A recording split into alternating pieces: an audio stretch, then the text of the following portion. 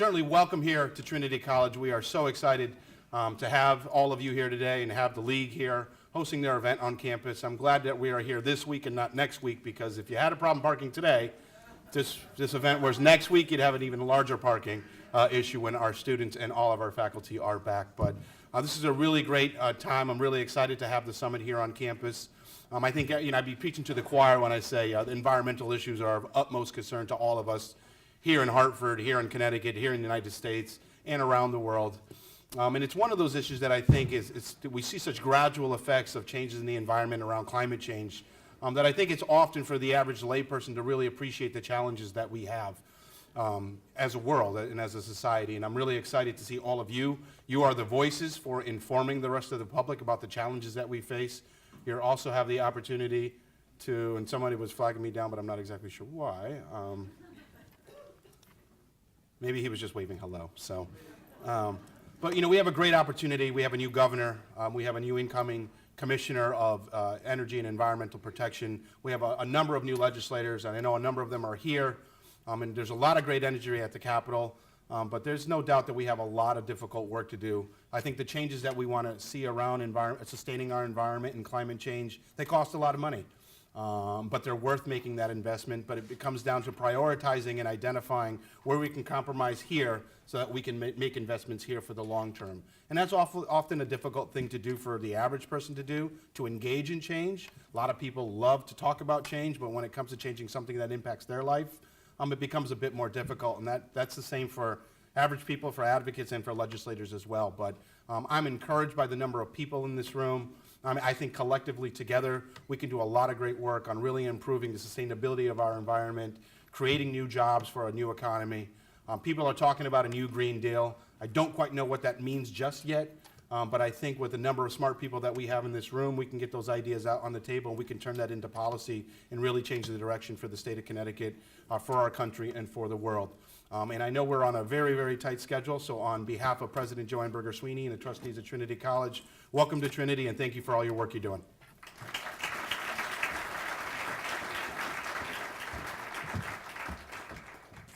Good morning. We've got a great summit planned for you today. This is the 19th year that the Connecticut League of Conservation Voters has gathered together advocates, legislators, and administrative officials, and members of the public to discuss the big environmental issues confronting our state. The goal has always been to ensure that everyone has a basic understanding of the issues that will be presented to the legislature each session. So we're especially excited that our new governor, Ned Lamont, is here, and he's going to give us his vision for Connecticut's environmental future. And the governor's pick for DEP Commissioner, Dykes, is also here, and she'll be speaking to you also in a moment. Dozens of our state's leading environmental advocates and more than 40 state lawmakers will be here at different points during the day, and we'll try to point them out along the way. They'll have red dots. We put sneaky red dots on their badges, so I encourage you to find them if they're over lunch and say hello. Welcome them, especially our newly elected environmental champions, of which there are many. So you can please refer to your program and the materials in your packets for backgrounds on the panelists. They're all self-introducing, and that the issues that they're going to be addressing. A lot of the materials in there track with the panels. So this summit could not happen without the generous support of our key sponsors, including our co-sponsor, Trinity College, and our gold sponsors at Tesla, Consumers for Sensible Energy, Orsted Wind, and the Valerie Friedman Fund, to list a few, and the big ones. And the full list of supporters is in your program. So I particularly want to thank Tesla for providing our wonderful keynote speaker and MC for the morning. Rohan Patel, his bio is in your program.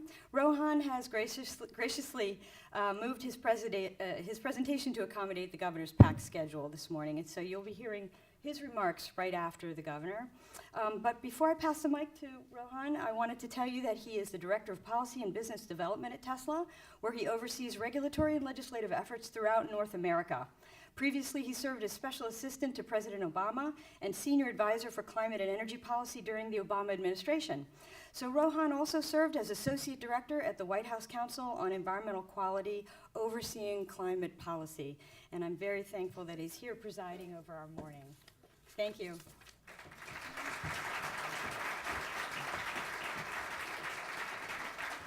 Thanks, Lori. Thrilled to be here. What a energetic crowd. It's really great to see all of you. Last night, I got in at about 2 a.m. And stayed overnight. And I did two things before I went to sleep. The first was I watched Governor Lamont's State of the State speech. And for those of you who have not watched that speech, Google it as soon as you can, because I'm not from Connecticut, but anybody that is, I think, would just immediately see the energy and passion he has for the state and for the people of the state. It was really fun to watch, and it was also fun to watch if you're a Hamilton fan. He's really into Hamilton as well. The second thing I did was I read Governor Lamont's environmental agenda and his letter to the League of Conservation Voters. And it's also clear in reading those two documents that he not only had a thoughtful agenda, but a very ambitious agenda on all of the items that make these kinds of conferences tick. Water resources, land use, climate, energy. The governor's really thinking about all of these things. And lastly, before I ask him to come up to the stage, there's a true test of any elected official, and that's really about judgment. And he has aced his first test with flying colors in naming one of my former colleagues who served for President Obama and just a rising star in the climate and energy space, Katie Dykes, to be his deep commissioner. So with that, I want to introduce your governor, Ned Lamont.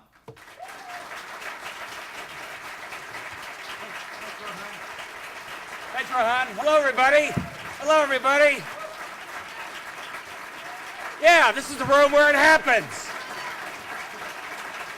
Comes to global warming, we're not going to waste our shot. We're not going to waste our shot. And we got a lot of work we got to do. So no more dancing. We did that last week. This is the beginning of my second week, and I want to spend it right here with you, because there's nothing more important than making sure we look forward over the next 10, 50, 100 years. And what I found out during the campaign is sometimes folks of our age weren't always asking me questions about the environment. I wish they would. I wish they'd push it hard. But the next generation, the younger folks, were right there holding our feet to the fire, looking around the bend, looking at the horizon, and they are going to remind us every day as your government how important it is that we focus on a zero carbon Connecticut, focus on making sure we get this right.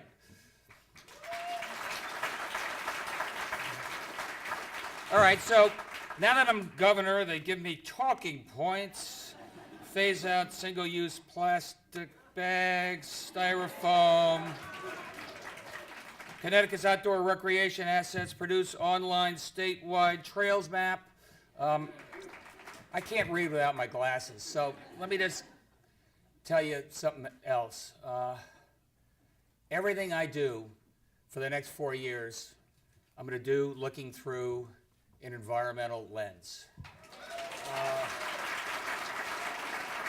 And everything we do as a government, and really every decision we make as a state, has environmental consequences. And we have to think about that every day. I will be introducing Katie Dykes in a minute. She inherited a full plate, let me tell you. But one of the most consequential decisions that we've got to make that will impact Connecticut over the next generation, the RFP just came, it's sitting on her desk right now, welcome, is the portfolio of energy sources we are going to balance over the next generation. And that's a portfolio that's got to make sure we have reliable and affordable electricity and energy in the near term. It's a portfolio that means we have a renewable zero carbon future in the near term as well. And it's a mix between natural gas, renewables, solar, wind. I was just up in New London. It's extraordinary, the possibilities in terms of wind power there, what that could mean. I told them up there, between that and Millstone, it's like the Middle East of Connecticut in terms of energy sources there. And how we get that balance right is going to be so important to our energy future and more important to our environmental future. And that's why I'm so proud that Katie's going to be taking the lead as we try and reach that balance going forward. My probably biggest priority, and the place that I can make the most impact as governor over the next 4 years, is transportation. And you say, okay, how does that impact us here in this room?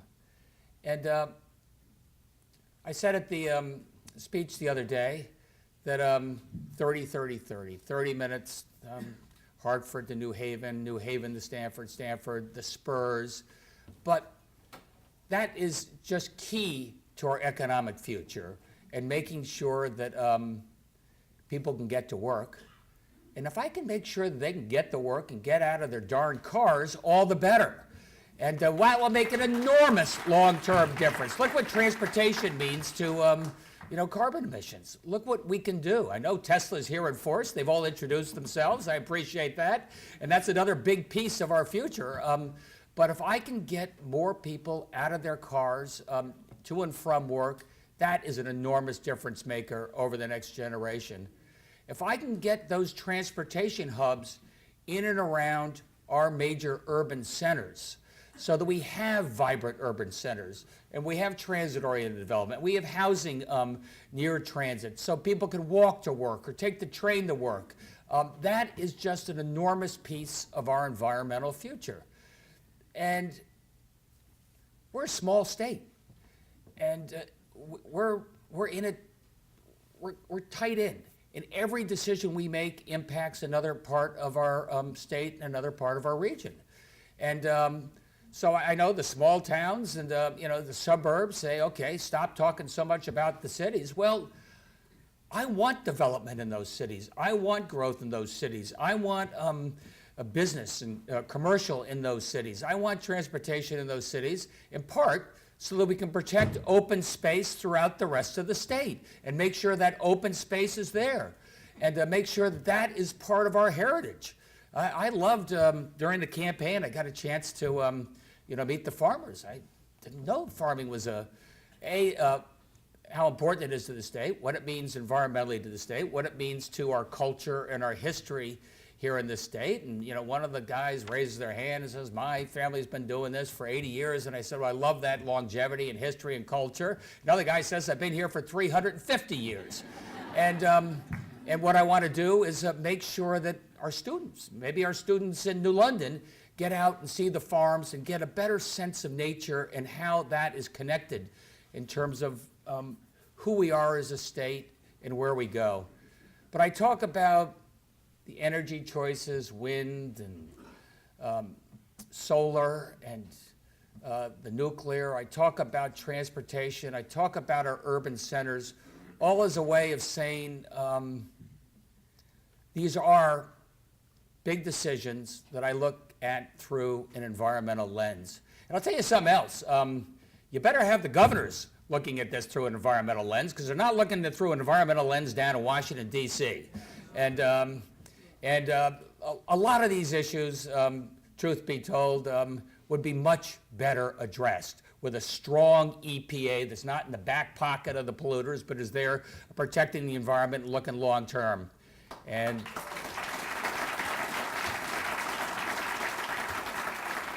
all right, so in the meantime, we step up. And I've told you, what we do as a state in terms of some of my priorities. And Katie reminds me that we can do so much as a state. We also have to think more in terms of as a region. And we're going to be reaching out to Charlie Baker in Massachusetts and Gina Raimondo in Rhode Island as our New England cluster and beyond that, and think long terms in terms of energy and how we work together. Look, we're friendly competitors. Gina and I both want the next generation of jobs that are there at Electric Boat to be in our respective states. And Charlie Baker, he got GE, okay.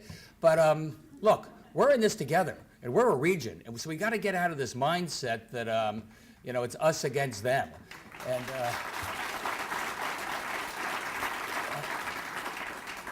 And we are, and we will. I mean, when I got elected, the first call I got was from Charlie Baker saying, we're going to find ways to work together. So, I tease the first selectman a lot when I talk about how we're going to bring down costs in the state of Connecticut, with shared services and collective purchasing, and how we can do a better job of, moving school children around with buses if they work together regionally. I respect their feisty independence, but physician, heal thyself. And I say that in the sense that we as governors have got to think collaboratively as well. I was really happy to have a new commissioner of transportation who was previously president of Metro North. And that is, right now, Connecticut, New York, we're, wits end, we're sort of a junior partner in that relationship, a passive investor in my world, and that doesn't work. And, start where I end where I started. If I'm going to get a strong backbone of transportation in this state, I cannot do that without working collaboratively with New York. So to have the former president of Metro North, who's on the other side of the border, now leading Connecticut's transportation future, is just going to be a game changer for the state.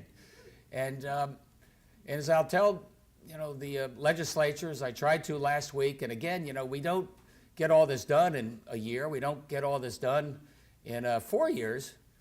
But we sure as hell better start, right? We got to have a sense of where we're going. And you're going to know where we're going.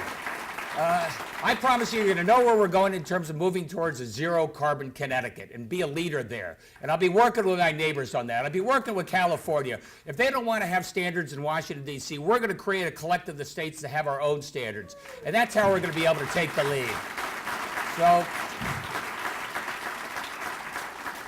and I'm really pleased that the environment is a bipartisan issue. I'm really pleased that there are a number of Republican as well as Democratic legislators here. Come on, Republicans. You always say states are the laboratory of democracy. States are going to take the lead of these issues. Well, here's our chance. There's nobody else to do it, so that's why we're going to do it.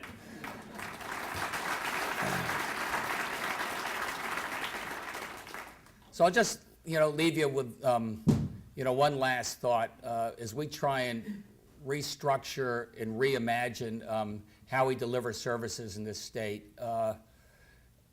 Katie at DEEP, working with DECD, which is economic development, making sure they're collaborative. There's no, look, I come out of the business world. It's a false choice if you say I have to choose between the environment and economic growth and jobs. That's just a phony. And I'm not going to let anybody play that game. But as Katie and I have talked about, the business guys, when they come up and complain to me, and they complain to me, it's not that they think we don't have, our standards are too high or impossibly expensive to meet. They just want to get resolution on time, on a schedule, so they can plan accordingly. And that's one of the priorities that we're going to have.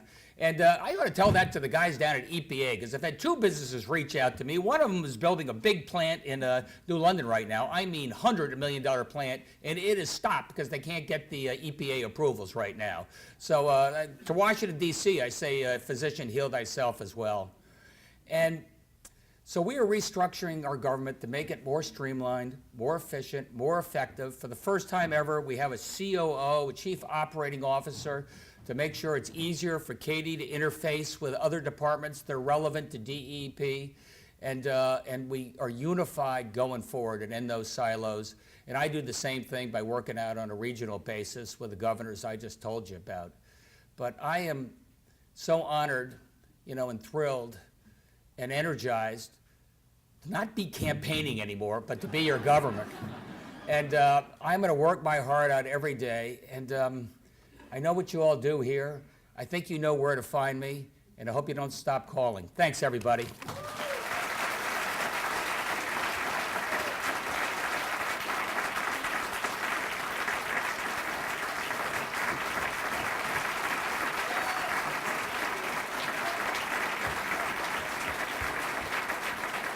Governor Lamont, everyone. Well, thank you all so much. Thank you, Governor Lamont, for the privilege and honor to serve in your administration. I'm so proud to be here and so excited. Some of you may know me from my stint in New Britain. I'm just coming off 6 years of working in the energy branch of DEEP, where I've had the privilege of getting to work on renewable power purchase agreements that are helping us achieve that zero carbon future, doubling our investment in energy efficiency, advancing grid modernization, working to drive down costs and preserve the reliability of the grid. So I think I've earned my stripes as an energy wonk. But you should also know about my passion for the environmental protection work of this agency, which really began in childhood. I've called Connecticut home for many years. I actually grew up in the mountains of West Virginia, and I'm the daughter of an environmental science teacher who took us out hiking, camping, and fishing from an early age and inspired me to attempt a through hike of the Appalachian Trail, which she quickly regretted when I told her I was going to go by myself. But after college, I spent a couple of years in Mongolia tracking the wildlife trade, helping to support a new national park system over there. And so it's just been a thrilling week, just in 3 days on the job, to get to sit down and meet with the environmental conservation folks and our team at DEEP. I'm really excited. Now I won't have to be stuck in the hearing room. I can get out and hike. And I'm looking forward to seeing a lot of you out there as well.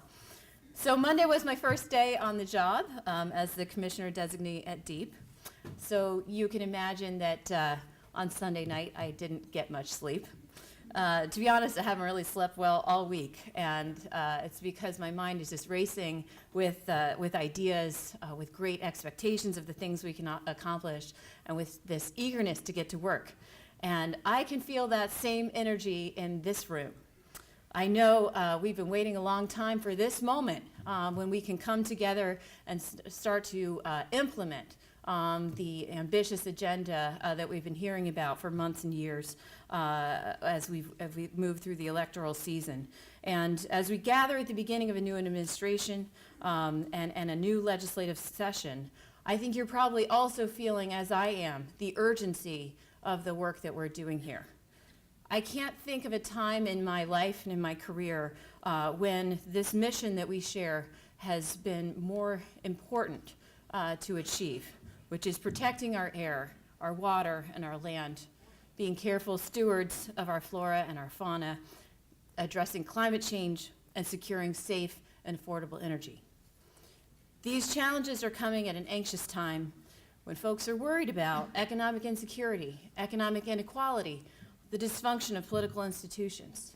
So amidst all of that, we cannot afford to fail. But I also am excited because when we succeed, we are showing everyone that it can be done and that we don't have to trade off and make hard choices between our environmental values and our economic thriving.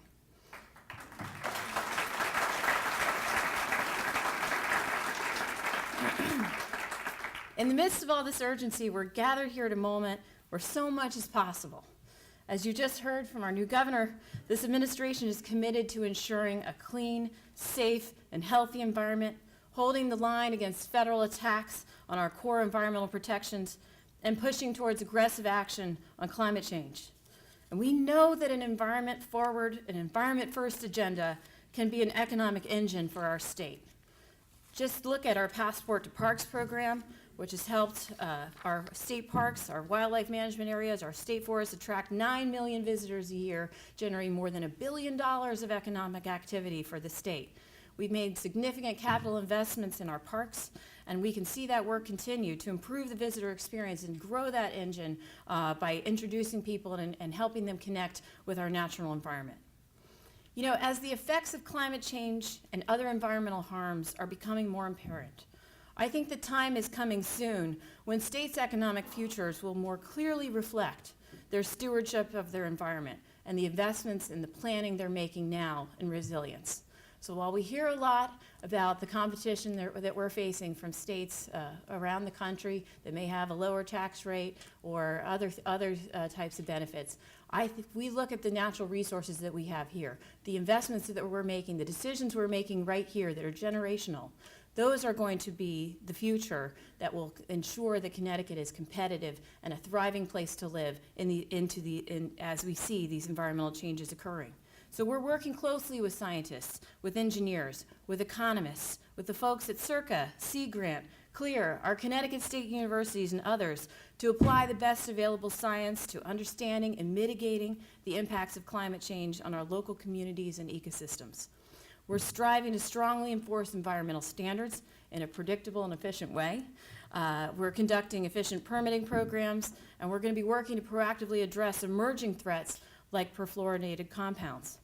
In the past 8 years, just look at our brownfields program. We've completed 421 brownfields cleanups and put 3,264 acres back to productive reuse.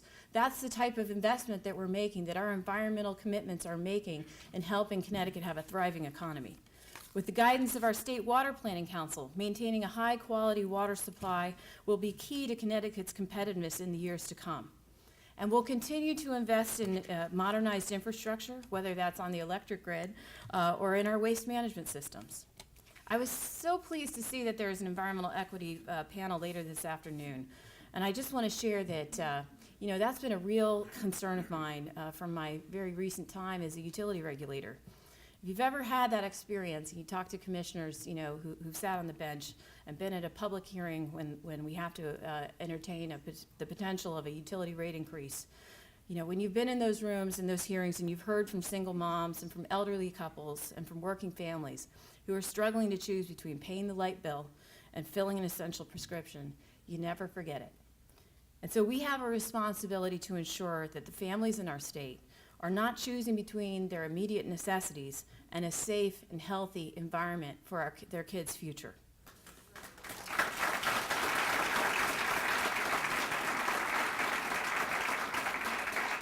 So that's why we have to pursue these goals in a way that's affordable, that's scalable and sustainable, that's predictable and practical.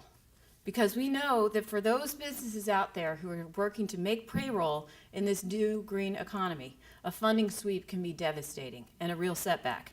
So that means that we have to be vigilant on the regulator side about ratcheting costs down wherever we can, and by harnessing competition and ending duplication of programs. And we have to better coordinate program implementation to make sure that the benefits we're counting on actually materialize for the families and businesses of our state, especially for the most vulnerable among us. There's so much to do. I can tell you that from the third day on the job. But I'm so optimistic that we're going to achieve it. And what makes me optimistic is the conversations that I've had with so many of you, some of the familiar faces in this room over recent days, the emails that you've sent reaching out. I know that you're excited, just as excited about what we can accomplish together, and that you too are ready to get to work. A week or two ago, that's right, we're ready. So a week or two ago, it feels like 10 years, but I got the chance to sit around the conference table down at the Green Building Council offices in New Haven and listen to many of you who've been volunteering your time from your organizations on the transition policy committees for the by-sewage transition. And you briefed our new governor on your best ideas for implementing energy and environmental agenda for the state of Connecticut to achieve the ambitious goals that he committed to in his campaign. And the committees, really represented a range of viewpoints and experiences. And I have to say, looking down the roster, having done this for a little while and seeing the diversity of those different stakeholders, I wondered how this whole process was going to come together. But it was really amazing because I noticed as I was listening how people around the table were finishing each other's sentences, were citing each other's examples and experiences. And, not every recommendation was unanimous, but it was clear that the ideas that were coming forward from those groups were better and stronger because people had been listening to each other. And I've heard that echoed from folks in the days since then. And so, in Governor Lamont, we have a leader who listens. And as the governor said in his State of the State address, he believes in a bigger table and an open door. And you will find the same in me. So give me a call. Shoot me an email. Grab me in the hallway. Let me know what you're thinking, how DEEP can help, what we can do better, and most importantly, how we can work together. Because working and listening together, we will not fail, and we can't fail. So thank you, and let's get to work.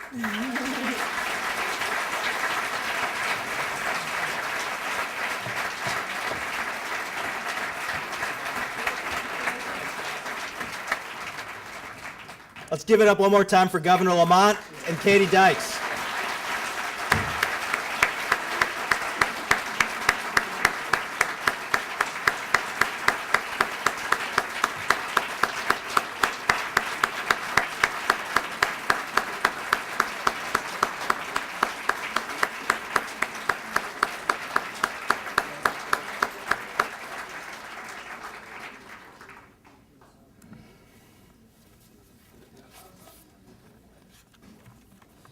That was fantastic. It must be so exciting to have a new governor, a new start, and so many optimistic tones here set this morning. I'm in talking to Lori, I realized pretty quickly that what I really should do is just say a couple minutes about Tesla, a couple minutes about some climate priorities that we worked on in the Obama administration, and then rather than talk at you, would love to take some questions and ideas and comments. As Lori put it, we've got a room full of experts here on a range of environmental issues. So I would love to take questions and comments and then move the program along. The thing about Tesla and the reason why I work at Tesla is because the entire mission is to accelerate the transition to sustainable energy. Every decision, literally every decision at Tesla is met with this lens. Are we accelerating the transition to sustainable energy by doing X? And it's fun, it's motivating, it's really cool. And the reason why I bring that up is, the workforce that we have is just phenomenal. We have 3 people here in the room that are on the Tesla team. Adam Wood, who's here in Connecticut, just a superstar. Some of you guys probably know Adam. Corrine DeMitt, who handles things in New York and in New England, and is just a phenomenal energy and vehicle expert for us. And then Albert Gore, who runs the entire East Coast for Tesla policy. And so we're making great progress. It's fun to work with a team that's smarter than you, and we certainly have that here today. So our product line is just super exciting. I mean, we've got the vehicles that some of you guys may have seen on your way in. The Model 3, the Model S, Model X. Maybe something that people don't quite know about is that we also, in our stores, but also on a commercial scale, sell storage and solar products. So we try to, when you come into a store, you're buying a car, but you're also sort of buying a sustainability experience, the charging equipment, the solar panels on your roof, the storage to store that solar panels, and the car that can charge from the storage or from the solar panels. And so all of that is sort of encapsulated. Somebody earlier, I think Katie actually just said, how excited she was to see the equity panel at the end. And I think just as the governor talked about environment being part of the lens of every decision he's going to make, as an environmental community, I think that equity has to be part of the lens that we make on every single decision, every single policy. Really, climate change, to me, is the ultimate environmental justice issue, internationally as well as here. And so the groups, the people, the entities that are looking at things in those ways it's frankly that's what's going to inspire people. Connecticut has a whole bunch of ambitious goals. ZEV goal on transportation, and as you guys know, transportation, both in Connecticut, but also nationally and internationally, is overtaking the power sector in almost every place, certainly in the industrialized world, in terms of emissions, in terms of carbon pollution. And that's certainly true here in Connecticut. And so the goals that you've got are phenomenal. I think in the multi-state ZEV coalition, you got to have 3.3 million EVs on the road. Right now, Tesla in Connecticut has 3,300 vehicles in the state of Connecticut, and we're about 80% of the total battery electric vehicles in the state. Yeah. And, you know, despite that, I think there are just huge opportunities, and Tesla certainly wants to play that role. I think the other thing that's really important, and this is true, I think maybe from, and Commissioner Dykes will know more about this than anyone in terms of the utility sector, is the ability for a vehicle to play more than just one role, both in terms of obviously reducing pollution in our transport sector, but also providing better grid utilization at times that make it matter the most. And most of the charging that you're seeing is happening at night. Often in most areas, that's low demand time, and so you can get better grid utilization. You can get better use of the assets that we have out there. In Connecticut right now, EVs make up about 1% of the total vehicles on the road. And that's obviously just not acceptable. It's not acceptable for our children. It's not acceptable from a pollution standpoint. And it's certainly not acceptable from a climate change standpoint. You probably are wondering, well, why isn't Tesla in the state of Connecticut? Why aren't you selling in the state? Or maybe you're not wondering because you're very familiar with the laws on the books, it sounds like. We based on Connecticut law, we're not allowed to be in the state because we sell direct. And I want to just clear up a couple of things because we get this in a lot of states. Why, Tesla, why are you selling direct? Why does that matter? And it's such a core thing. I never thought, I came to Tesla because I care about climate change. That's the reason why I'm at Tesla.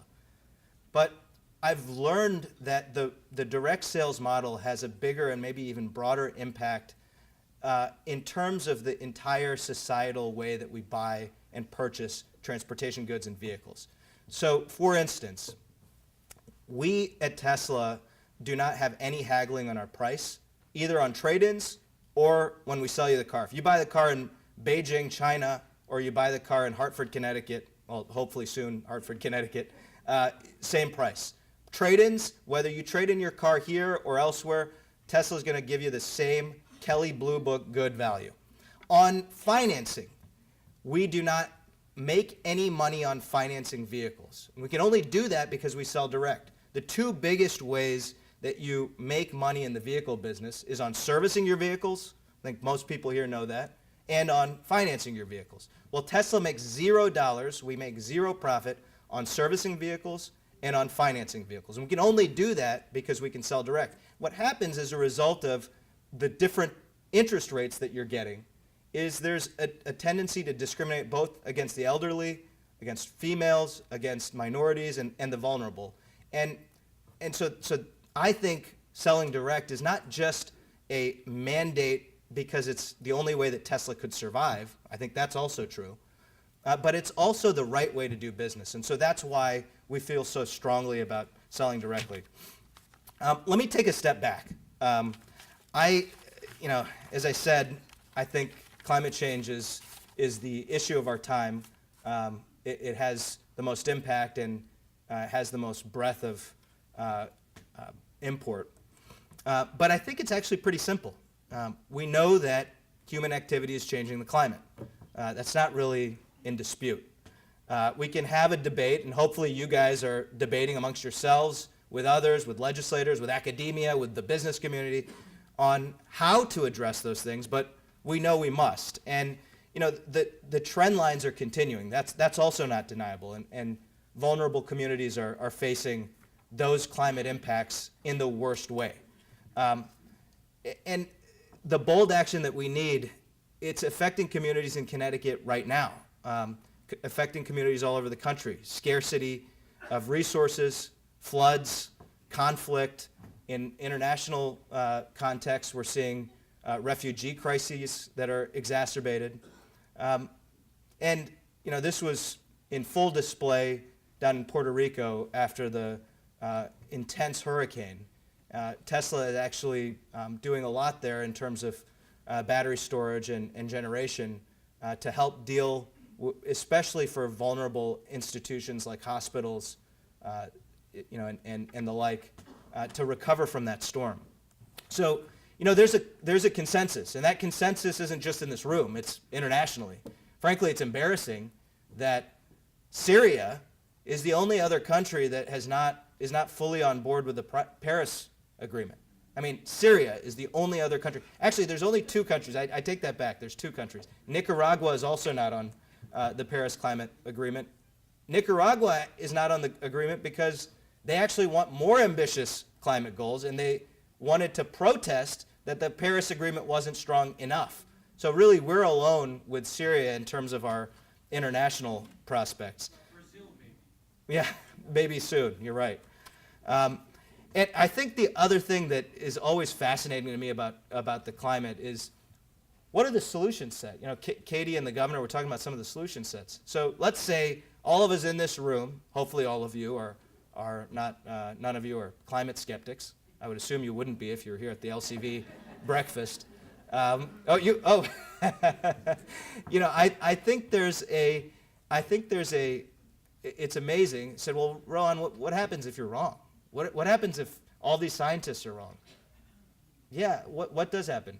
We have cleaner air and cleaner water. So the solution set produces more jobs, better jobs, a more sustainable future, cleaner air for our kids and our grandkids and for future generations. And by the way, we might not be wrong, and we might be avoiding potential catastrophe. So this isn't just a danger that we've got to avoid. This is an opportunity for all of us. And transportation electrification is really low-hanging fruit. Lots of the other parts of the climate problem, whether it's industrial or elsewhere, are much harder to get at in terms of carbon reduction. Transportation electrification, we know the solutions now. We know how they can impact us. And when you buy an electric vehicle, whether it's a Tesla or another electric vehicle, that vehicle is not just good now, it's getting better as the grid gets cleaner. So you buy the car now, and all of a sudden in 10 years, it's actually cleaner than it was when you bought it. That doesn't happen with a gas engine vehicle, certainly. So I'm really excited about the efforts that Connecticut's making to this end, both in terms of incentive, in terms of infrastructure. We need more of it. We need it faster. We need it in a more ambitious way. And so super excited to be here. And I just want to end with a story. I always take this with me because it had a big impact. President Obama went to Alaska, I think it was in middle of 2015. And at the time, we were making sort of an all-out push on every sector, trying to deliver on a climate action plan. And we had him speak to a science ministerial in Anchorage. Then he went to see a glacier, visited with communities up in the northern slope. But as we were passing by, he said, "What's this in my speech about this Kivalina, this island Kivalina?" And as it happened, we were going to be actually flying by this island.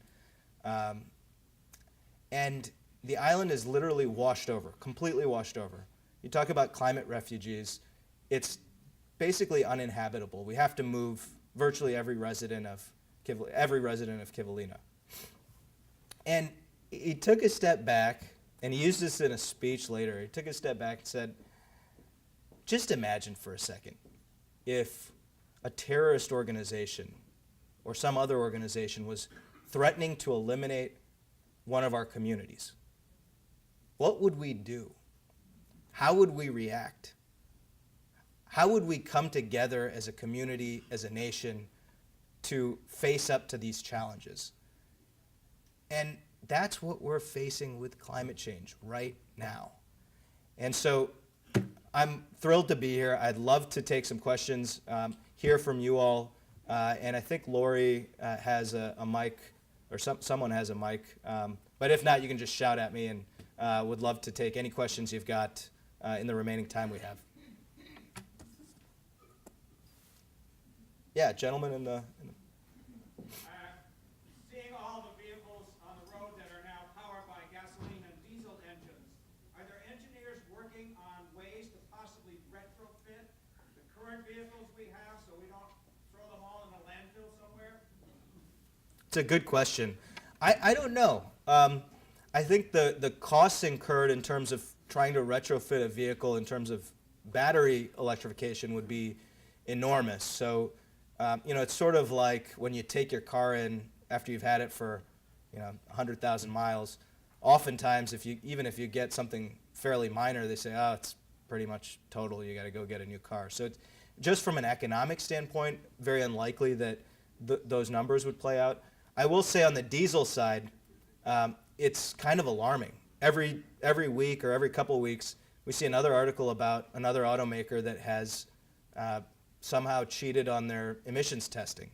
And the diesel problem is actually really, really impactful in terms of our public health issues. And so Tesla hopes to roll out a semi. We've rolled out the initial versions, but hopes to roll out a semi. And I think other companies will go along as well in terms of decarbonizing the fleet sector and the trucking sector. So it's a good question. I'm not sure how economically feasible it is.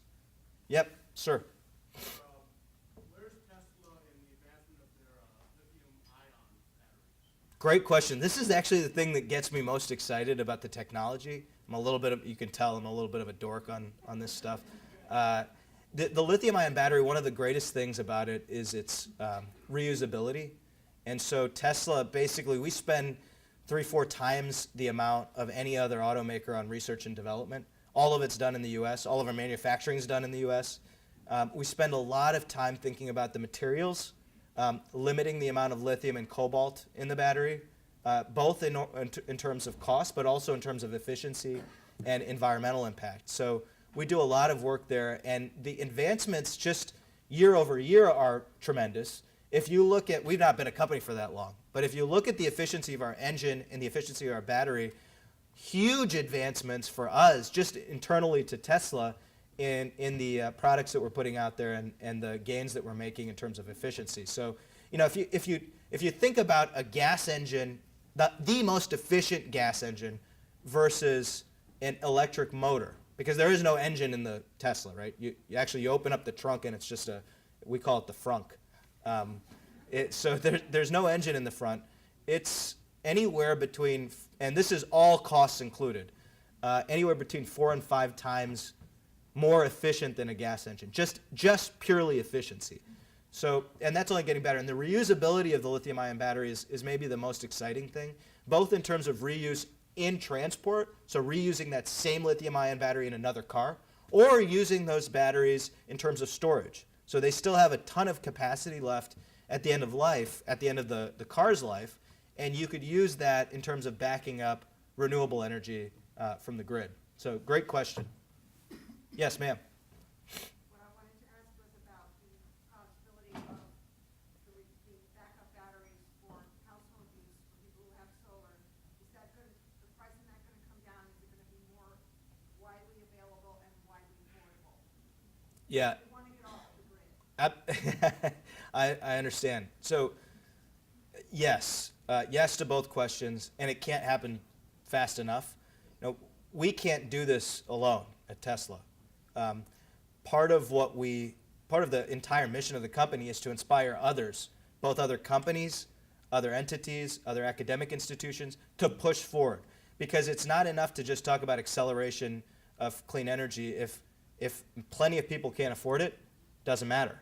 And so the cost reduction on all of these things, on all of these products, whether they're solar products, storage products, charging products, vehicle products, the cost reduction of these, both in terms of technology, efficiency, and cost, that's a primary motivator for our engineers. It's a primary motivator for all of us. And so absolutely, that can come in a number of ways, and policy can play a big role. The ability for a Tesla to charge at night and thereby give more value to the grid as a whole could potentially be compensated for. Maybe there's a way that Teslas or other distributed resources can play a role in the energy markets or the capacity markets. So there's lots of different, even apart from the technology and the manufacturing costs coming down, which is primary, no question. apart from that, even on a policy level, there are things that states are experimenting with. There are things that the national government should be experimenting with. Unfortunately, we're seeing backsliding all over the place. But yes, it's a great question. Sir? We're in this situation with electric cars where there are multiple charging standards. I believe a while back Elon Musk said that the Tesla charging network could be open source. He'd open the patents if other manufacturers could use it. Has anyone taken that up? Do you see any way, any convergence happening in the multiple standards? You know, I'm not sure. I think this is a phenomenally good question, and actually we deal with it in utility commissions, and we deal with this in almost every realm. Right now, the question's not all that relevant in terms of the current fleet.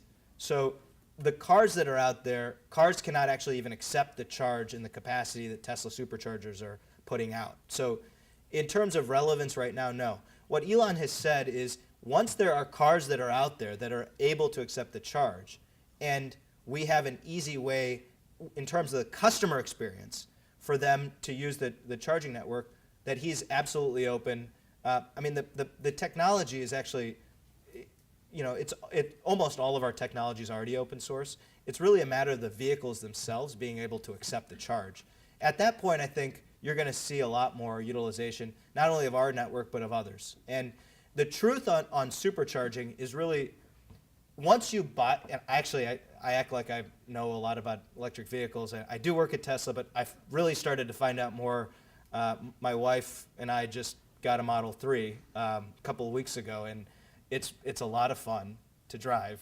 But you also realize pretty quickly that, and my wife was super worried, you know, it has 320 plus miles on a charge, but still worried, well, what about when we go to visit your family, or what about this, what about that? 99% of your driving is well within 300 miles. And every day when you own an electric vehicle, you have a full tank of electric charge. And so this whole notion of range anxiety quickly goes away once you actually have a vehicle. But the supercharging network and fast charging networks across the country are super important, because people need to know when they're going on vacation, or when they're going to visit family, or when they're going on a road trip, that they have that ability. And just in terms of the charging standards, I'm not sure how important it is, as long as there's an ability to adapt one way or the other. So I'm not sure how important a single charging standard is. And I think it's early in the process. We only have 1% of the vehicle fleet that's electric. I think it's early in the process. This isn't Tesla speaking as much as it is just me. I think we need to wait until we've seen more technology that's out there, see how people are accepting them, see what the customer and consumer reactions are, before we start doing sort of a command and control. Everyone has to be on the Tesla supercharging standard. Everyone has to be on this standard. I think it's worth letting the free market play out a little bit and see how things go. Yeah, ma'am? Thank you. I just want to follow up on that just briefly. I think it's sort of a chicken and egg problem. We're now 3 months into owning a Nissan Leaf, and the range anxiety phenomenon is very real when I have to go to sort of the uncomfortable edge of the range, although I'm still pushing myself to do that. And so I think the visibility of having a network of charging stations is part of what makes it accessible to people like me to think about moving into an electric vehicle. So I think we have a little bit of a chicken and egg problem, and we need to deal with a little bit more of a distributed network of charging equipment so that people feel comfortable moving into the EV. It's an excellent point. And governments, workplaces, and others have a duty to do just what you said. You're exactly right. I think Tesla had this problem. When we first started, nobody was investing in charging infrastructure at all. And so, and even to this day, there are very few companies that are spending any money on it. We've spent hundreds of millions of dollars to build out this supercharging network, and we pay for a lot of the charging ourselves, not just the infrastructure costs, but defraying those costs. And so, yeah, we had the same chicken and egg problem. What do we wait for some government or others to come in and build these networks. We had to build it ourselves with private dollars. So 100% right, and I would absolutely urge, I think within your platform already, it includes a electric vehicle infrastructure, but it's very necessary. I think actually, my wife works at Johns Hopkins. She's a pulmonologist, and she deals with, environmental stressors to clean air and children's health. And now she drives this Tesla we just got to work, and there's almost like a race to get to that charging station at work. So she's now leaving 15, 20 minutes earlier than she used to just to get to the charging station. And I think that will eventually, for workplaces as well as homes, when you buy a home or you move into a multifamily home or rental unit, people are going to start asking, wait a second, what's the energy intensity here? What's the charging capacity here? Can I plug my Leaf in? Can I plug my Tesla in? And so I think that you're going to start to see more and more solutions, both from the private sector and hopefully more and more from the government side as well. Yeah, ma'am? I just have a question. It's my understanding that the Teslas don't operate very well in severe weather like snow. And I'm just wondering, with climate change, that's going to mean more nonlinear weather patterns and severe storms. Wondering if you can comment. I feel like Karine must have planted this question because I love taking this one. And I'm going to find you afterwards and show you this video that we just put up of the Model 3 up in Canada on a snow test track.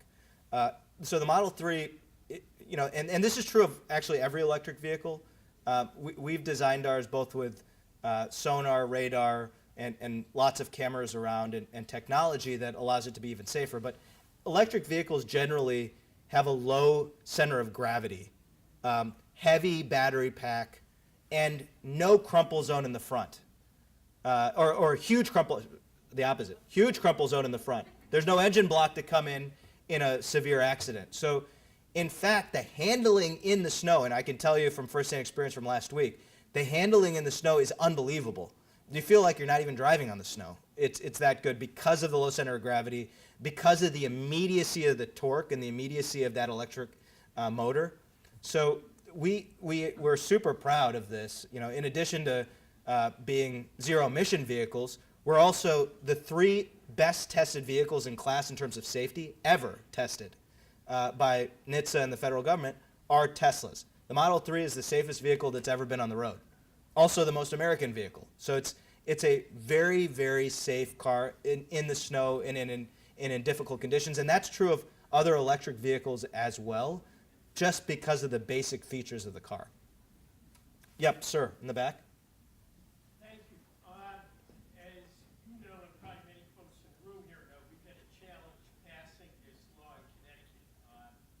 One of the big reasons is the opposition from the car dealers. But the second challenge that we have, I believe, we have to figure out how to overcome in order to bring direct sales to Connecticut is some of the labor practices of Tesla, and particularly the hostility towards organized labor. And do you foresee any chance of having labor peace that, in the short term, that would make it easier for us to be able to bring Tesla direct sales to Connecticut? Thank you. Great questions. So there's two-part there. One on what are the chances here. I'm really bullish. I think the climate problem only gets worse year after year. The transport sector's contribution to the problem only gets worse. It has been getting worse, certainly in Connecticut. And so the impetus to act here is really high. Plus, just from a very basic standpoint, we're not asking for a tax handout or a subsidy or anything. We're asking actually to be able to invest in the state. We want to invest in stores and service centers, charging infrastructure, and given the percentage of Teslas as an overall fleet in terms of battery electric vehicles, I think allowing Tesla to be able to sell in the state is the right thing to do from an economic standpoint, leave alone everything else, rather than having Tesla owners go to New York or Massachusetts or somewhere else to buy their Tesla.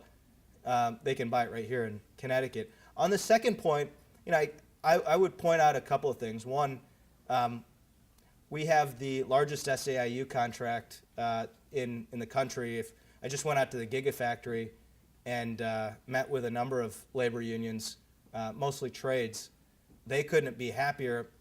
I think most of the Gigafactory, huge percentage of which was built with labor, organized labor, and union hands. So I think absolutely. I think it's always a healthy tension between business and labor, and frankly, we need to treat our employees as I think we are doing, to the best of our possible ability, both in terms of pay and in terms of benefits and workplace conditions. And so I think it's a healthy thing. And the other thing I would just say is, this is stating sort of U.S. law, but if our employees want to organize, they absolutely have that right, and they have the ability to do that. So I think both are great questions, and I appreciate you asking them. Maybe one last question, and we'll get onto the panel. Sir. Does Tesla have any plans to enter the electric bus space, either transit or school bus? And if not, what do you think of electric buses and where they are now? Love electric buses. Love anything electric. Yeah, totally love electric buses. In fact, one of former Tesla employees started this company. They do some manufacturing down in South Carolina, Proterra. He was a former Tesla engineer. So yeah, absolutely. Tesla doesn't have any plans for buses. We think that the biggest next step in terms of decarbonization and the sort of lowest hanging fruit for decarbonization is in the truck fleet. And so, replacing diesel trucks with electric trucks, we think is the biggest next step. So that's where we're going to spend our time. But no, I mean, 100%. Communities, to the extent that they can, and especially as they see turnover of their fleets, ought to be moving towards electric bus and municipal bus electrification. So yeah, 100% supportive. Could I just say, Yeah. before the panel, there are a number of legislators in the room, and if Jonathan could just Oh, make sure yeah. that people are aware who's here right now, and then before we do the panel. Great. Let me introduce up to the stage a great environmental champion, Senator Steinberg.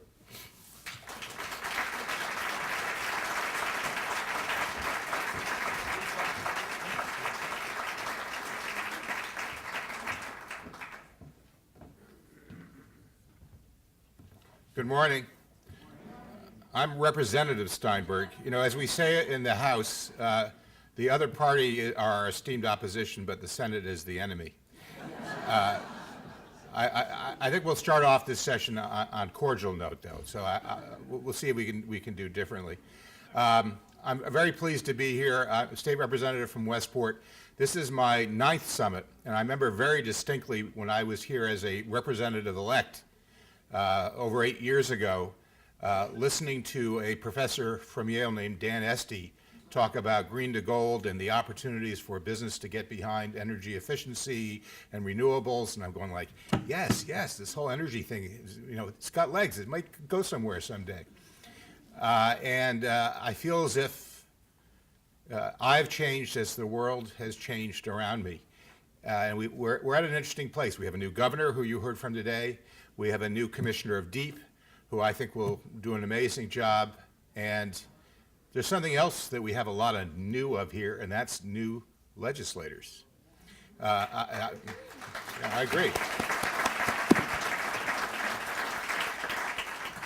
Let me just acknowledge some of them who are either in the room, have been here, will be here. My co-chair in the Public Health Committee, Mary Abrams, Senator Mary Abrams.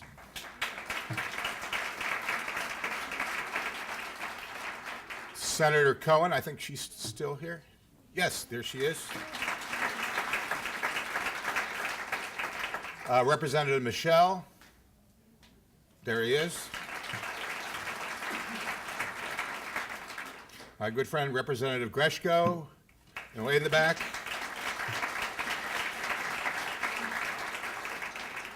Representative Carney.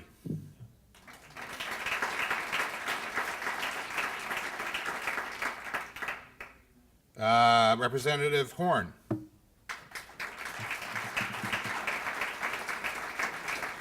And one more that I can't really read. There you go, Representative Palm over there.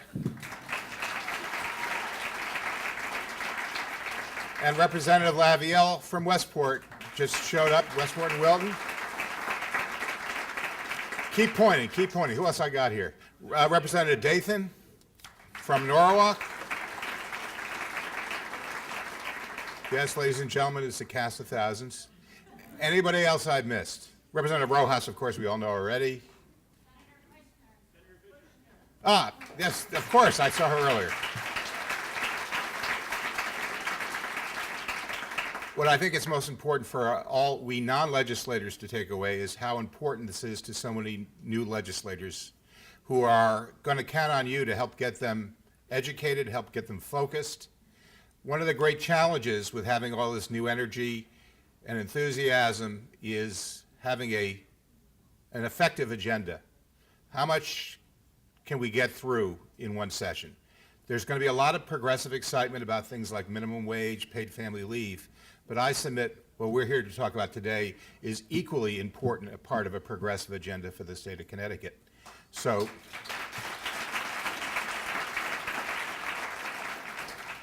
I know we need to get on to the panel. We want to make the trains run on time here, but I just want to leave you with a couple thoughts. There are many things important to me, which I hope are important to you as well. I hope this year we get the state water plan over the finish line.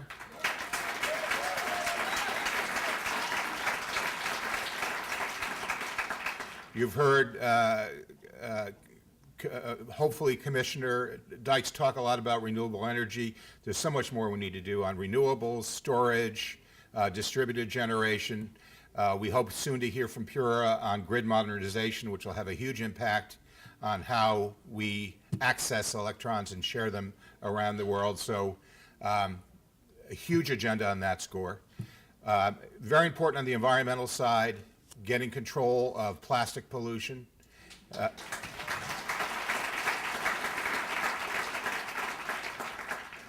Perhaps we can get a permanent ban on any importation, use, or anything else of fracking waste in the state.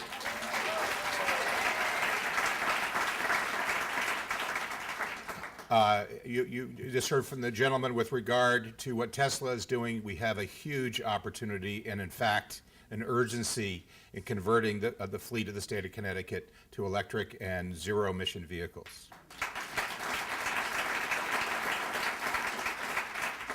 I could go on, but I think it's more important that you hear from our expert panelists today. And I just want to say my door is always open. Many of you have taken advantage of that already. It's really important with the limited time that we have before us that we all pull together, narrow down that agenda. I know that the transition committees on energy and environment put a slew of ideas into the governor's head. It's up to us to help shape that agenda and make sure we actually move it forward this year. Thank you.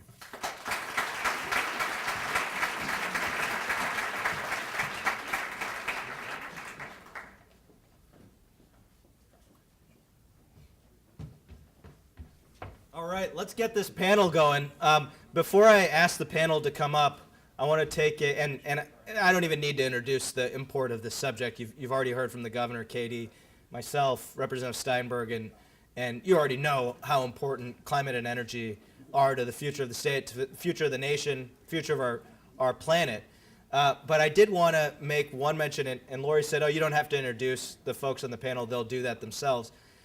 But Claire Coleman was, we were in the trenches together. She helped elect President Barack Obama, and we actually worked very closely together in my home state of Indiana during the general. It was the first time in 40 years that the state of Indiana went from red to blue, and Claire was a big part of that. And I think it's worth knowing, so, you know, all of us care deeply about environmental issues, plastics, water, climate, energy, land use, conservation. We care about all of these things, but we also care about other issues too. The governor has obviously a very robust progressive agenda. Claire helped us in Indiana on protecting voters' rights. And you know, if you haven't worked on a campaign recently, or even worked on a campaign period, may not realize or may not even think that there are parties that are out there and elected officials even that are out there that are trying to prevent people from voting. It's wild, and in Indiana it was hot and heavy in 2008, the level to which people were trying to eliminate early voting locations, make it harder for people to vote, lower the hours, take people off the rolls. And Claire was protecting us legally at every step of the way. And so really excited to see her on this panel representing Connecticut Fund for the Environment. So let me go ahead and ask the panelists to come up. And one other note, you all have note cards on your tables. When you have a question, even while the panelists are speaking, just raise your note card up and somebody will be around to take those questions. So as you have questions for the panelists, just go ahead and write those down and raise them up. We'll have people coming around to get those. All right. Thank you. Yeah.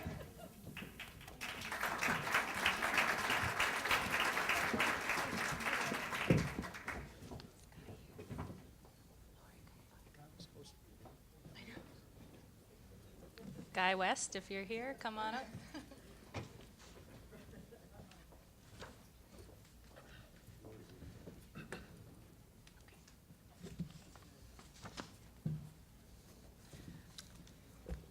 Good morning. Great to see everyone here. My name is Claire Coleman. I work for Connecticut Fund for the Environment as the Climate and Energy Attorney. I work with several amazing colleagues who are sprinkled across this room. We protect our Connecticut's air, land, and water, and of course, climate reaches across all of those segments. I am here to talk and kick off our climate panel. You've heard a really strong case for why we need urgent action this legislative session and this through this administration to address climate change. I'm going to hopefully kind of bookend that with some, I'm going to give an overview of the Clean Energy and Environmental Advocates agenda this year, and then you'll hear a little more detail from my colleagues. We all know in this room how urgent it is, both nationally, internationally, and right here for Connecticut to stop global warming. We know we have 12 years before we face catastrophic impacts from that global warming, and 12 years is not a lot of time, so we need action this year to help push us forward and plan out these next 12 years. And our advocacy community felt that there's really three ways, three kind of key actions needed to address climate change. First, we need from our legislators and from our governor smart budget decisions. We know the impact that budget decisions can have on our environment and our economy. We've seen the devastating impacts of the sweep of both the energy efficiency and the clean energy raids over the 2018-2019 budget cycle. We want and need to reverse those, and if Guy joins us later, he'll talk a little bit in more detail on that. We know that those funds not only help our environment and our climate, but create jobs for the state and actually generate revenue. So smart budget decisions is the first key step we're asking legislators to take this session. The second is, of course, drastically and urgently reducing carbon emissions. And there are key pieces of that, the first being related to the smart budget decisions, energy efficiency. Of course, we know the cleanest form of energy and the cheapest form of energy is the energy we never use. So we need to double down on those investments and continue to grow that economy and lead through our state buildings and state programs in reducing energy efficiency. We've heard a lot about transportation already. We've spent a lot of time in Connecticut focused on cleaning up our electric sector, but we've got two other sectors who are contributing huge amounts of greenhouse gas emissions, and that's our transportation sector and our building sector. So we need to really roll up our sleeves and tackle transportation emissions. I'll talk a little bit at the end of my overview on some key policy objectives we're working on there. and then of course reducing our fossil fuel pollution from building, heating, and cooling. And of course, transitioning to cleaner fuels for heating will also help remove our reliance on natural gas. And we know more now than ever that natural gas is not a clean solution for our state, and we do not want to rely on natural gas, where methane emissions are now causing more climate pollution than anyone ever predicted. We need to skip over that bridge fuel and make important investments in renewable energy. So I know one of the efforts that many of you in the room will be working on is making sure that ratepayers, who we've already heard, have their precious funds and precious investments. So we don't want to make ratepayers pay for something that locks us into dirty, polluting energy when we could be investing in cleaner, reliable solar and wind. The final piece in our emissions reduction is carbon pricing, to make sure that we're continuing to discourage that. I think David Sutherland's going to talk in detail a little bit about that. And then our third strategy, of course, is ramping up renewable energy resources, which my colleague Emily Lewis will talk about, the critical role that offshore wind and distributed generation will play in helping replace those dirtier fuels and create our cleaner energy economy. So again, that's ramping up renewables, reducing emissions, and smart budget decisions for our legislators out there. And we do really want to convey, as Governor Lamont mentioned, that this is not a choice between a strong economy and a strong environment. In fact, we've heard nationally through the dialogue around the Green New Deal that we were really excited to see our state leadership, Democratic leadership in the House, put in a bill this session in Connecticut to really bring those two key points, building our economy and building a strong environment together through Green New Deal proposals, because we don't have to choose, and in fact they're intertwined. So we'll need your help to make that case in our legislature this session, and with continuing to work with Governor Lamont and the Deep administration. It's a really exciting time for all of us. Before I move on to our panel, I just wanted to say a couple words about this clean transportation, zero-emission vehicle policy proposal. You've heard a lot of background about the critical need to reduce our emissions. We have to put 500,000 vehicles on the road, zero-emission vehicles on the road to meet our climate targets. And then there's also the health and environmental equity case for cleaning up the air, where in our lower income communities and communities of color who are suffering more from bad asthma and health impacts from smog from car pollution. We really need to move quickly to clean up our air through cleaner vehicles. And that's not just individual passenger vehicles, it's trucks, as you heard Rohan talk about, but it's also our transit buses. And I work and help coordinate with the Connecticut Electric Vehicle Coalition, which is a broad, diverse group of environmental, clean energy advocates and businesses and environmental justice voices that are coming together to ask the state this year to lead it by example through a cleaner state fleet program. And that would include state passenger fleet, as well as cleaning up our transit bus system and putting more zero-emission buses on the road. So another few concrete tools to actually reach these zero-emission goals that we've talked about are helping incentivize consumers to go electric.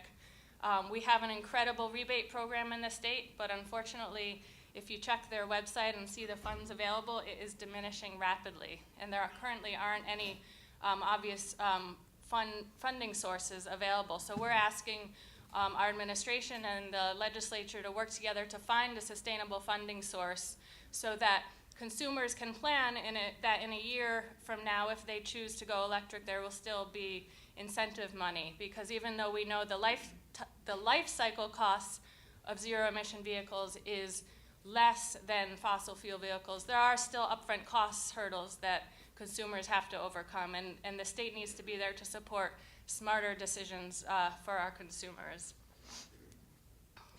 Third, we need to make our buildings EV ready. You've heard a lot of both personal stories out here today, as well as stories that Rohan told about the importance of charging infrastructure and overcoming that range anxiety. When we build new buildings in the state of Connecticut, new parking lots, when we retrofit, we really need to make those ready through EV wiring, through ensuring enough energy panel capacity. We need to get charging infrastructure in buildings so that people feel comfortable making that purchase to an electric vehicle and to reduce that range anxiety. So we'll be asking for some changes in our state building code to help mandate those requirements. And then finally, you've heard a lot about direct sales already. From an environmental perspective, we need an all-hands-on-deck approach to putting electric vehicles on the road here in Connecticut. So we don't care how you buy them. we want them here, and we think the state should have allow direct sales of electric vehicles. So Tesla and all the other manufacturers who want to sell them directly can do that here in Connecticut, and we can continue to deploy EVs as rapidly as we need to. So I'm really happy to be here today, and I think Emily's going to kick us off and focus in on some of those ramping up renewable policies.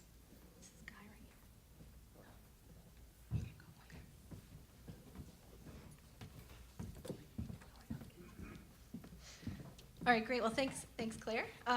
As she mentioned, my name is Emily Lewis. I'm a senior policy analyst with Acadia Center.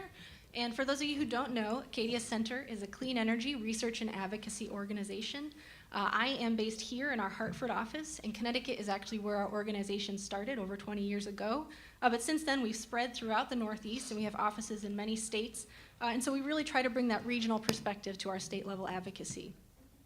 I wanted to start before I get into talking about clean energy. In your folders that you received this morning is our memo to the next governor. In here is a whole suite of policies that we're hoping the governor and the legislature can work together on to advance clean energy in the state. And as the governor mentioned, and we've heard many times today, there's no choice between advancing our economy versus clean energy. They can work together hand in hand. And in this document, we've really highlighted ways that these investments in clean energy can help advance our economy, create economic benefits, and grow jobs in the state. So I really encourage you to look at this either as we're speaking or when you go home tonight. Good bedtime reading, perhaps. But so I'm going to focus on the middle piece of this document, which is clean electricity. But before I get into that, I just wanted to talk briefly about clean heating.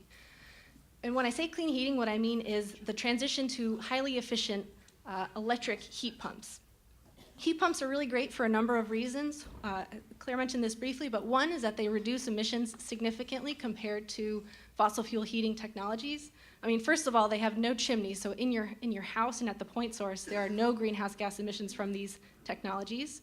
When you start to look at the broader picture where they're getting their electricity from, they're still reducing emissions 60 to 70% compared to fossil fuel heating systems.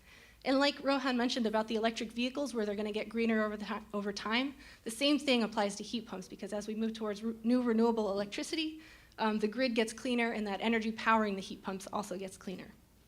Heat pumps are also great because they're highly efficient. They're about 250% efficient because they move heat from one location to another rather than generating heat through combustion or through electric resistance. As a point of reference, the best natural gas systems run at about 90% efficiency, so they're more than twice as efficient as even the best systems out there that are more traditional.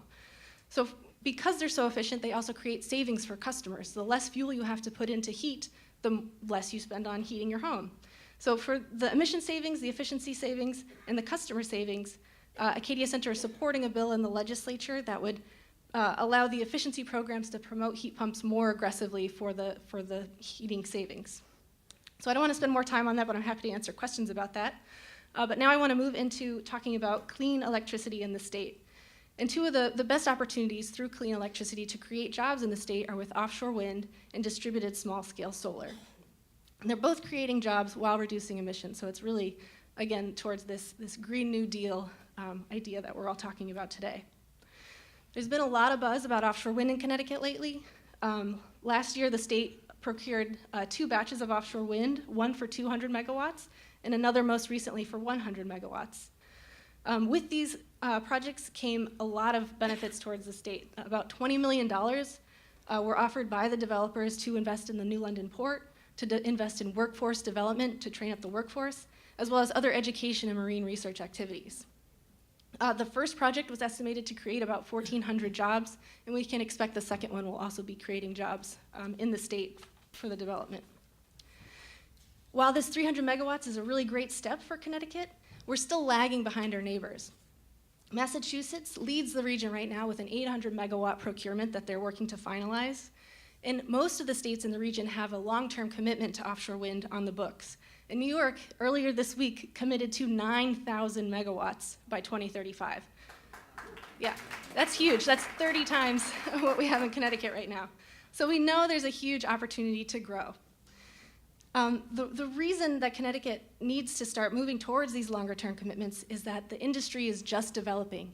And the sooner we can get in the mix with these other states, the sooner these industries are going to see that we're open for business, and the sooner they're going to want to set up shop here. And if we don't do it now, this legislative session, the opportunity is going to pass us by. And it's already starting to happen. This week, or last week, I forget, Vestas, which is a turbine manufacturer, announced they're opening their headquarters in Boston.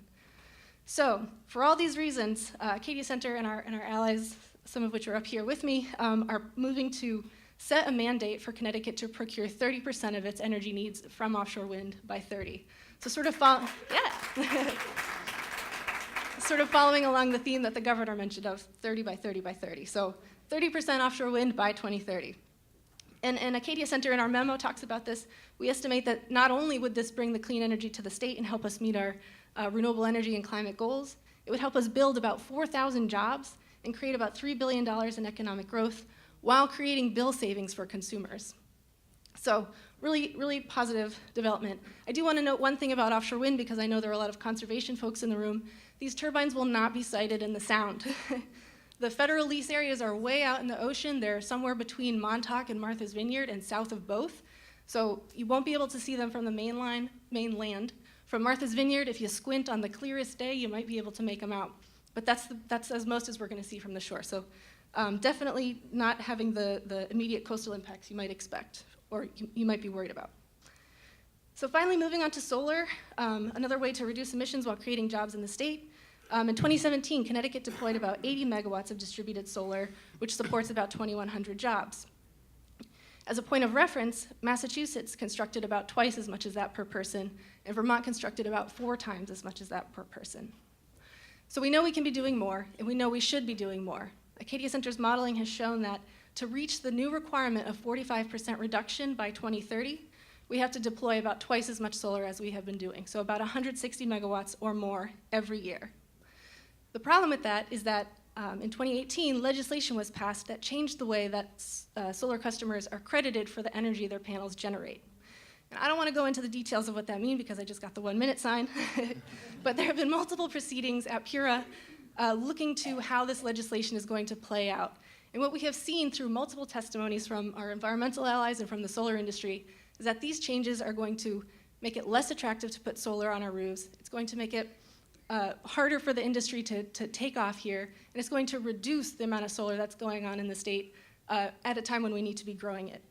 So one of our goals this 2018 session is to put in place new policies for solar energy that are going to make growth sustainable going forward, and they're going to make it attractive for people to continue growing this technology, both for the clean energy and greenhouse gas benefits, but also for the jobs benefits in the state.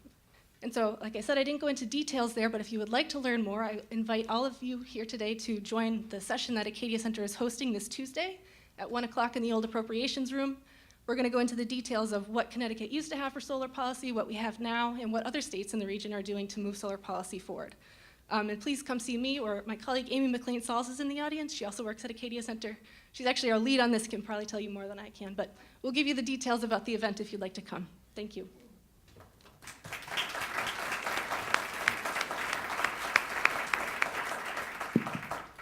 Good morning. My name's Guy West, and I'm with the Clean Water Fund.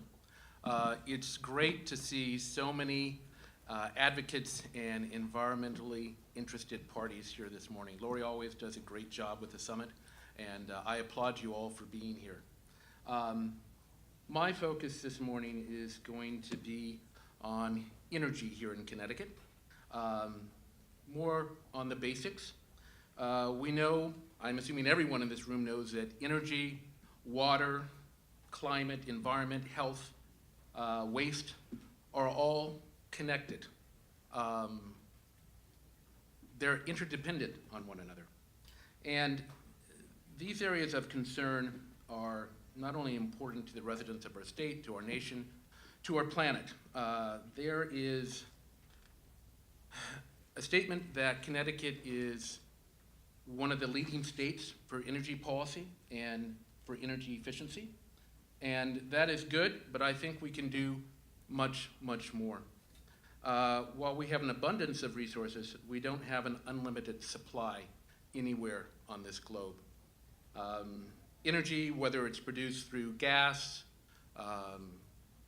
oil, propane, nuclear, these non-renewable sources all cost, whether it is the production of them, the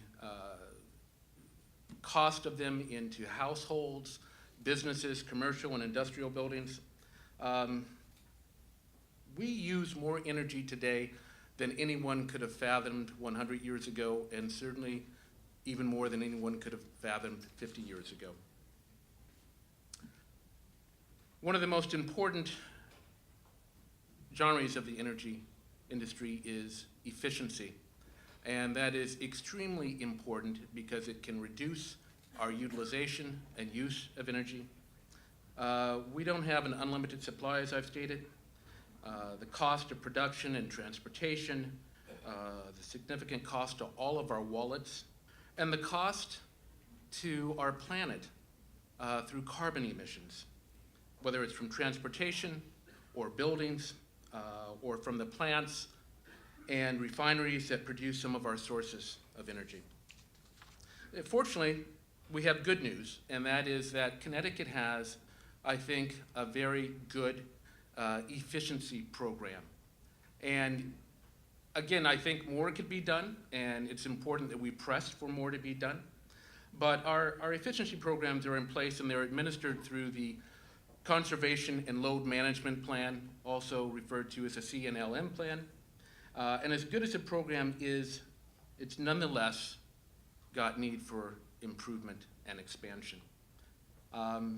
We've got an energy efficiency gap, a equity gap in our state that is quite significant.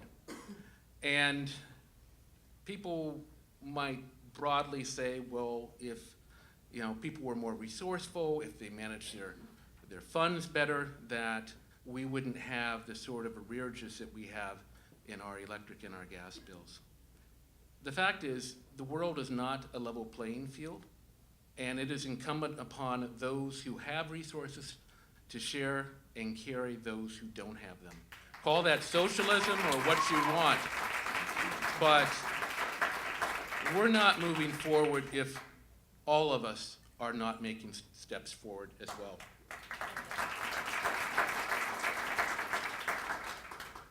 I have heard statistics that over 230,000 Eversource residential customers were behind in their bills during 2018. That represents 20% of the residential customer base. Delinquent balances over the last year were $130 million. And ultimately, all of us pay for that. Efficiency, tightening of buildings, tightening of structures can reduce our use of energy. And it goes without saying that we can do better. I'm also told that 23,000 customers from the UI customer base are behind on their bills. Collectively, they owe a whopping $56 million. Again, we pay for that. Policy is set by our leaders, and I'm glad that there are many representatives here today. Policy is often without the voice of those less fortunate, those with less resources. And it's incumbent upon us to get in front of our legislators, to get in front of the policymakers. And I know that we all have jobs and we can't get down to the LOB, we can't get to Energy Efficiency Board meetings, but we can send emails, we can show up on lobby days. We have to hold our leadership accountable, because without us, their constituents, they have no role. So let's continue to move forward. Let's press for greater energy efficiency, and let's significantly reduce the equity gap. There's going to be a conversation on equity and affordability later in the day, so I won't go into any more detail. But thank you.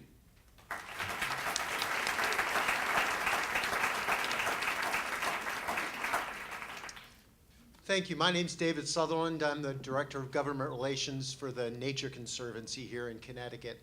And I'm going to talk about just two issues briefly, and then we're going to open it up for some questions from all of you. And again, as somebody said, just write your questions on the index card and raise your hand, and somebody will come and pick it up and get it up to us. One issue that's been very difficult for the environmental community is the siting of renewable energy. In our case here in Connecticut, it's primarily grid-scale solar. Most of us desperately want to see more renewable energy deployed and installed, but we also want to make sure that renewable energy and any energy infrastructure is constructed and sited in the most appropriate ways. Here in Connecticut, it's our siting council that approves or rejects proposals for large grid-scale energy facilities, including grid-scale solar. In 2005, the legislature passed a bill which granted an expedited permitting process through the siting council for most grid-scale solar projects. But 2 years ago, in 2017, the legislature amended those statutes to make it pretty impossible to get an expedited permitting process for projects that are proposed for core forest land or prime farmland. Ideally, of course, solar and other energy infrastructure would be placed on previously developed lands, gravel pits or brownfields, abandoned parking lots.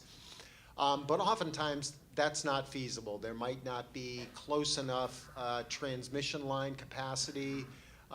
There might just be difficulties in developing many of these sites, particularly brownfields. So we've got to do a better job and work with the legislature and the industry to do a better job in making it more feasible for the solar developers to use those types of lands, perhaps through some heightened incentives. Another thing that we need is to get more often solar developers, the Department of Agriculture, DEEP, forest owners, farmers, and environmentalists in the same room together. We've done a little of that, but we need to do a lot more of that, talking about these issues, and we could stand some help from the legislature in helping to make that happen. I'm going to shift now and talk briefly about carbon pricing that Claire mentioned. In order to meet our imperatives to bring down our greenhouse gas emissions, we're going to have to employ a lot of different strategies. We've been hearing about some important ones this morning. We're also going to have to employ some big and bold, difficult and controversial strategies. Many economists, and there are conservative think tanks, there are dozens of Fortune 500 companies who feel that the single most effective thing we can do to dramatically bring down greenhouse gas emissions is to use a market-based approach. Put a fee or a price on fossil fuels that will truly reflect all of the costs to society of carbon pollution. And this kind of fee or price will also spur the kind of technological innovation that we need and the changes in business practices and lifestyles that we're going to need. There are many different ways of doing carbon pricing. There are about 40 countries that are using it, using a wide range of methodologies. With the Regional Greenhouse Gas Initiative that Connecticut and eight other states have been participating in for the past decade, that's a form of carbon pricing, just in that case for the electricity sector. So there are many ways of structuring carbon pricing. We feel that, first of all, we've got to approach it on a multi-state basis. Let's go in with Massachusetts, Rhode Island, some of our other neighbors, similar to what we did with the Regional Greenhouse Gas Initiative. And any program for carbon pricing has got to be structured to address impacts on low and moderate income communities, and also on workers in industries that might be disproportionately impacted. And it is possible to structure a carbon pricing program to do that. Carbon pricing is controversial, but many of the laws and programs in our country that we now consider to be basic foundations of a fair and well-functioning society were very controversial when they were introduced. Child labor laws, women's suffrage, Social Security, and there are others. They were all going to ruin our economy, ruin our society. Oftentimes, it's been states that have had to lead the way when Congress has refused to act. Wyoming and Kentucky led the way with women's suffrage. Connecticut in 1813 passed the first laws in the country having to do with child labor. Other states followed suit, and it took quite a while, but eventually Congress passed federal child labor laws so that young children did not have to go to work in sweatshops. I wish it was an exaggeration to say what I'm going to say next, but I don't think it is. That failing to take bold, difficult, and controversial action to fight climate change today would ultimately constitute as big an injustice to today's young children as forcing them to go work in a sweatshop would be.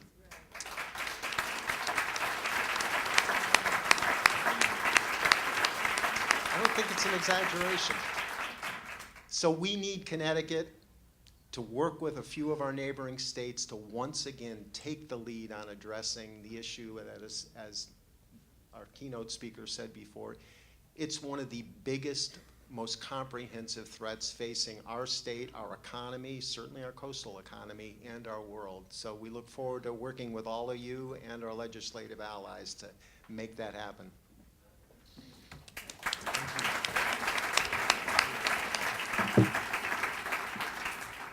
Fantastic panel. I just want to completely align with what was just said, both in terms of carbon pricing and the need for a scalable price that allows for both market-based innovation, but also can scale with the threat of the problem.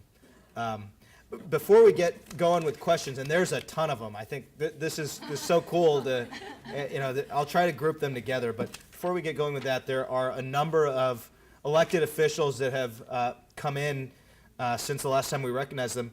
Representative Phil Young is here. I don't know if he's still in the room. Representative Young. Representative Geraldo Reyes is also here. Newly elected Senator Matt Lesser is here.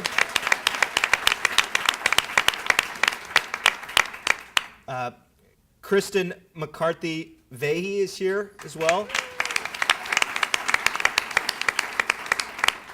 As well as Senator Tony Huang is also here.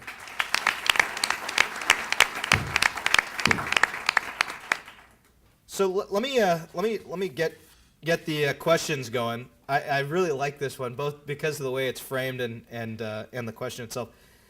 After years of hoping and wishing that local governments will amend their zoning regulations to address climate change realities, adding a sustainability standard to town plan, conservation, and development plans is a start, but the real change happens with local zoning and land use regulations.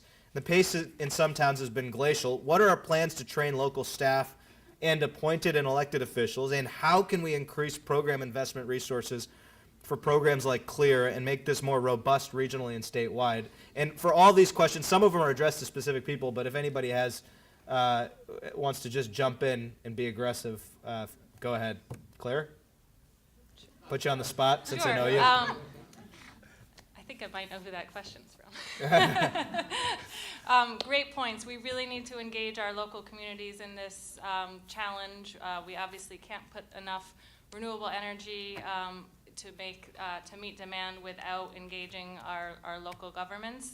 I think right now we have a fantastic elective program through Sustainable CT, which my friend and colleague Lynn Stoddard runs, and it provides metrics for towns to do some of this planning through our town planning and conservation, and allowing for zoning and permitting to encourage renewables. We can certainly do more on the statewide level to include mandates and metrics through our statewide planning and conservation development. I do think it is critical to engage our cities and towns and their leaders in this fight.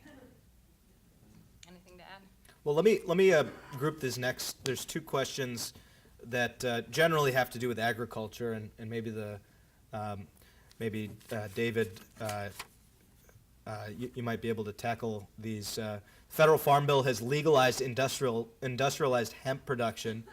This crop is carbon neutral and better carbon sink than growing trees for building materials. Does Connecticut's climate agenda include any kind of pro-industrial hemp farming component? And then the other one, sort of along the same lines, are what are we doing to promote in Connecticut regenerative agriculture for carbon sequestration? Yeah, I think first of all, with hemp, I don't know of any state programs that we've got. Perhaps the Department of Agriculture is starting to look into it. David Bingham, who's here today, certainly has been looking into that and promoting that quite a bit. And I think there is a lot of potential for using hemp for a wide variety of purposes. And in terms of the second question, what was Ag sequestration, carbon sequestration from agriculture. I think we're starting to look at it. Frankly, my organization's looked at it quite a bit across the world, really.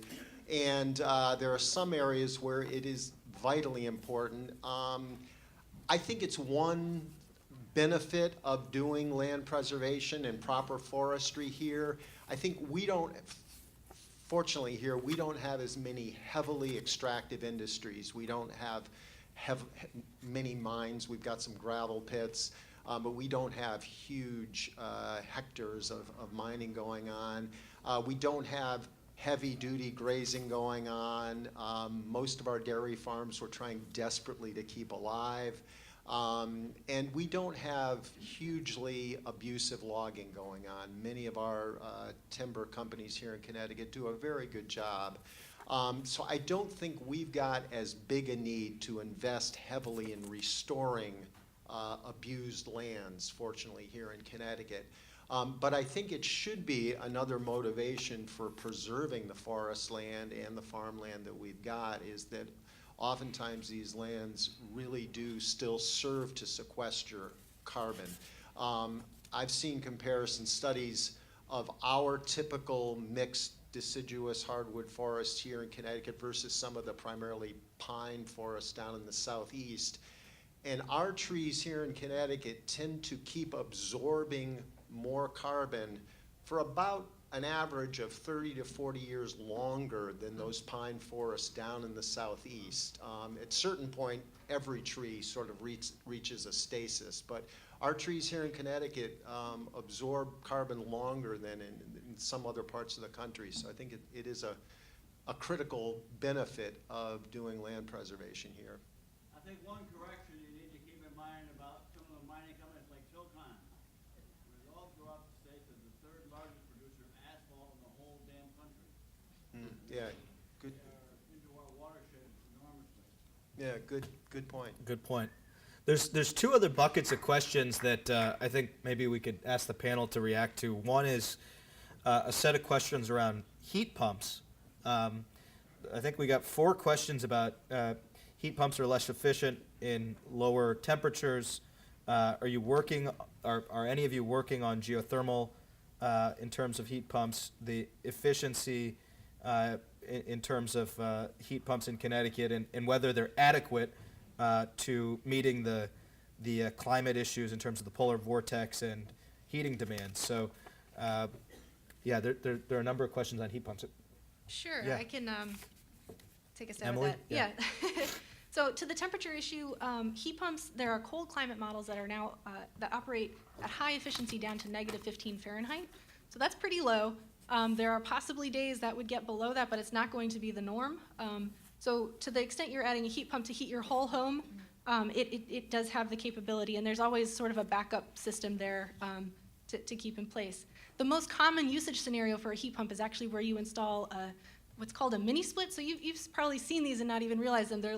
They almost look like these vents on the wall. They stick out a little bit farther, and they're used to heat 1 or 2 rooms or an open space. So you would put it to heat, say, your living room where you live most of the time. And even when you're using them in that way, you're reducing your carbon emissions, you're reducing your fossil fuel bill, and you're able to save money. And in that scenario, you actually have your backup heat still there for those very, very, very cold days. But for the majority of the time in Connecticut, these heat pumps are actually technically capable of heating your home efficiently.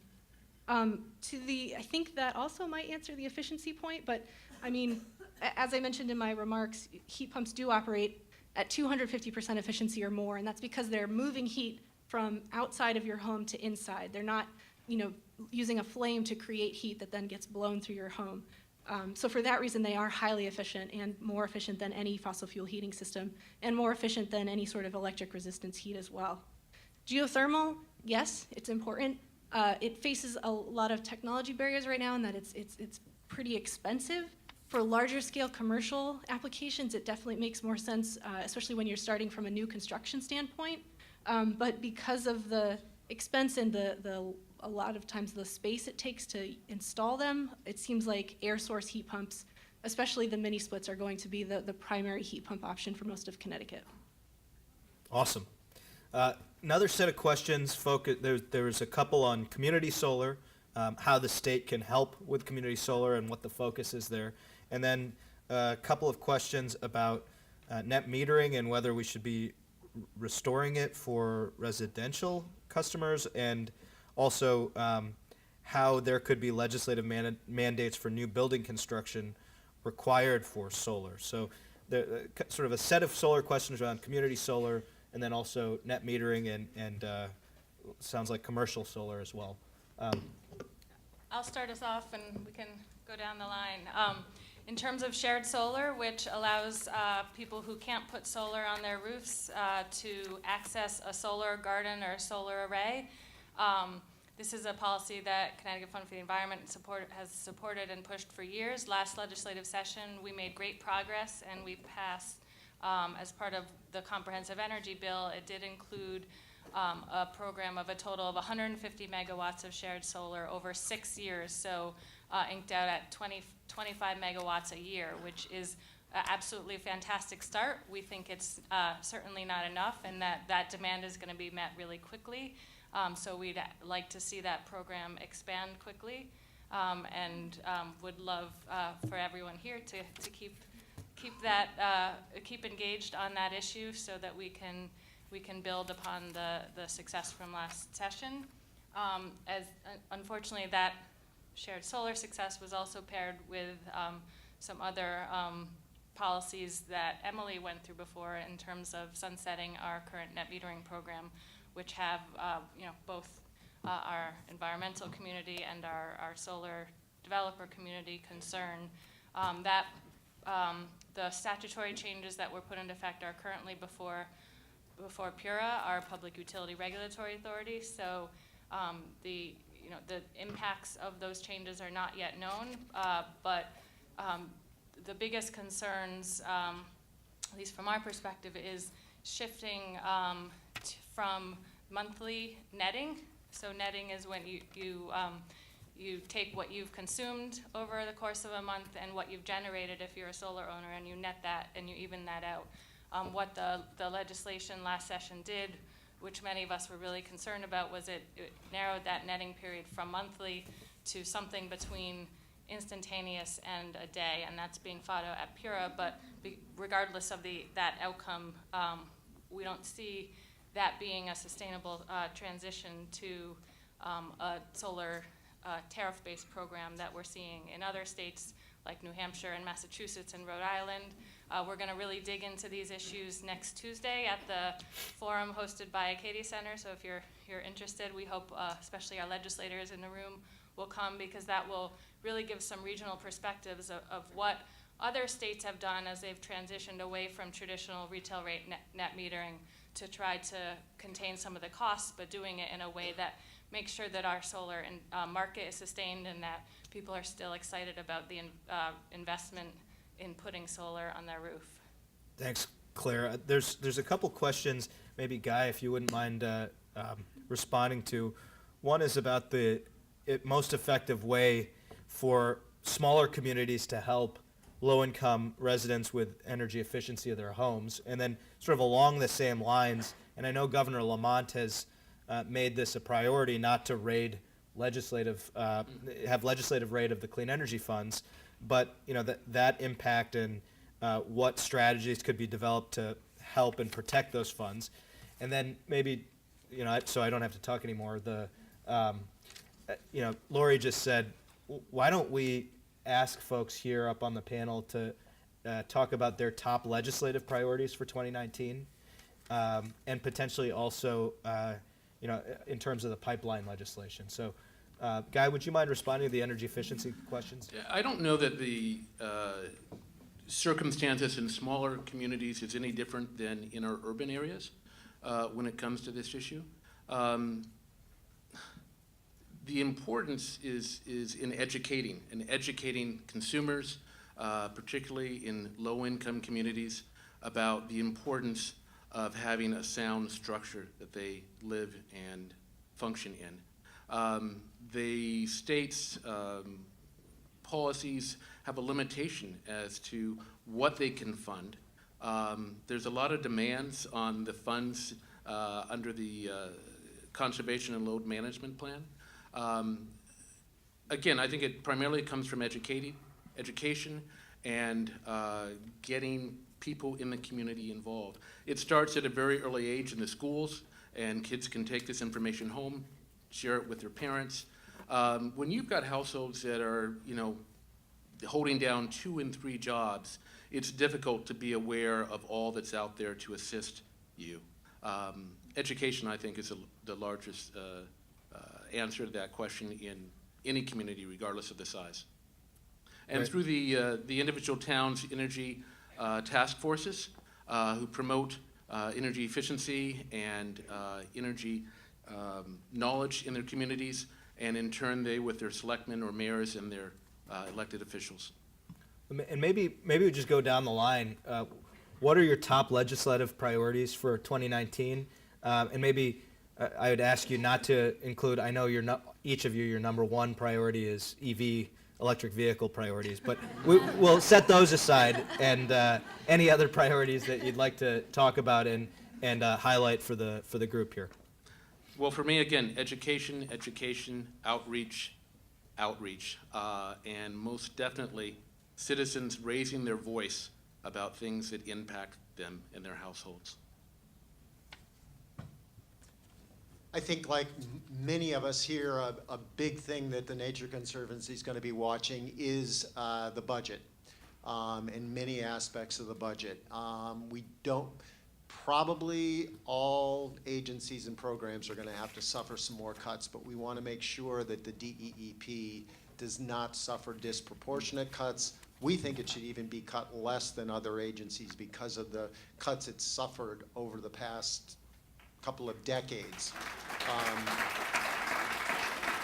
DEP has lost 29% of its staff in the last 12 years.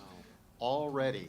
And so many of us know different programs where that's having a very serious impact on the ground. So we've all got to be watching the budget, including some of the bonding programs, the Clean Water Fund, the Recreation and Natural Heritage Trust Fund, the Open Space Matching Grants programs, and the Community Investment Act. We've all got to be watching those and making sure that they don't get raided, as well as the energy efficiency funds, which were raided very seriously 2 years ago. We've got to stop that from happening, and glad to see the governor committing to that. We're also going to be working on some different water quality and Long Island Sound issues, but on the climate front, carbon pricing is certainly going to be a priority for us. Fighting any cuts to energy efficiency or the Green Bank programs. And then we'd also are supporting some of our colleagues who are working really hard to correct what was done to net metering last year and to try and make sure that that program stays very robust. And then there may be, we're talking with the solar industry and the conservation community about some of these siting issues to see if we perhaps need to think about some tweaks to the bill that was passed in 2017. Emily? Great, yeah, I was able to talk about several of the items on our list. So definitely offshore wind, that 30% by 2030, that's a top line priority for Acadia Center, and happy to be working with many partners here today on that issue. Solar, yes, being supportive of net metering fixes going forward and trying to set in place a sustainable policy to make sure we're equitably funding solar going forward in the state. We're working with the EV Coalition on many of the items Claire mentioned in terms of institutionalizing the EV rebate program, building codes to support electric vehicle build out in the state, adding zero emission vehicles to the state fleet. Clean heating, we're working to make sure heat pumps are promoted through the energy efficiency program to a greater degree than they are now. And then the other item we've already talked about today is making sure that the energy efficiency programs are sustainably funded going forward. That's a really key piece for us as well. Claire, finish with you. I'd largely say ditto, but just to highlight a few pieces in terms of the energy efficiency fund and the Green Bank funds that were rated during the 2017 budget cycle. You asked, or one of the speakers asked about what specifically can be done this legislative session. So I think there's two angles. There's the budget fight, which Guy and David talked about, making sure that the next budget protects and grows those funds and doesn't take from them. But also the 2019 diversion has not yet actually been made, so there is an opportunity to convince our new administration and the legislature to give back those funds before they've actually been transferred. And then on the legislative side, and then on the legislative, or on the kind of substantive protective side, there are some changes that can be made to the enabling statutes for the energy efficiency funds and the Green Bank Clean Energy funds to make clear that ratepayers have a contractual right to ensure that those funds are used for the purpose they were intended for, to clean our air and reduce the energy and create the 34,000 plus growing jobs in the state that are tied to those programs. So we hope you'll come out for that one. And then, again, EV deployment, offshore wind, looking at the net metering reforms and making sure our distributed solar continues to grow in the state. Ensuring consumers aren't forced to subsidize gas pipelines. That's another one that I know will be of big importance. Carbon pricing, there's a lot to do. I do want to flag that if you want a little more detail, and there are a lot of amazing advocates and other organizations in this room that are also working on these issues.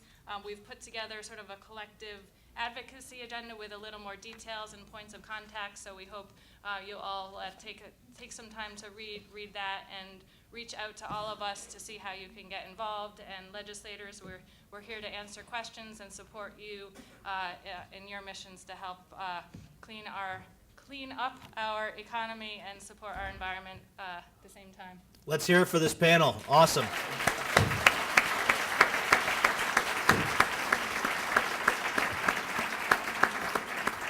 As we're making the transition up, and I'd ask Jennifer, Dan, and Louis to come on up for the recycling and waste panel.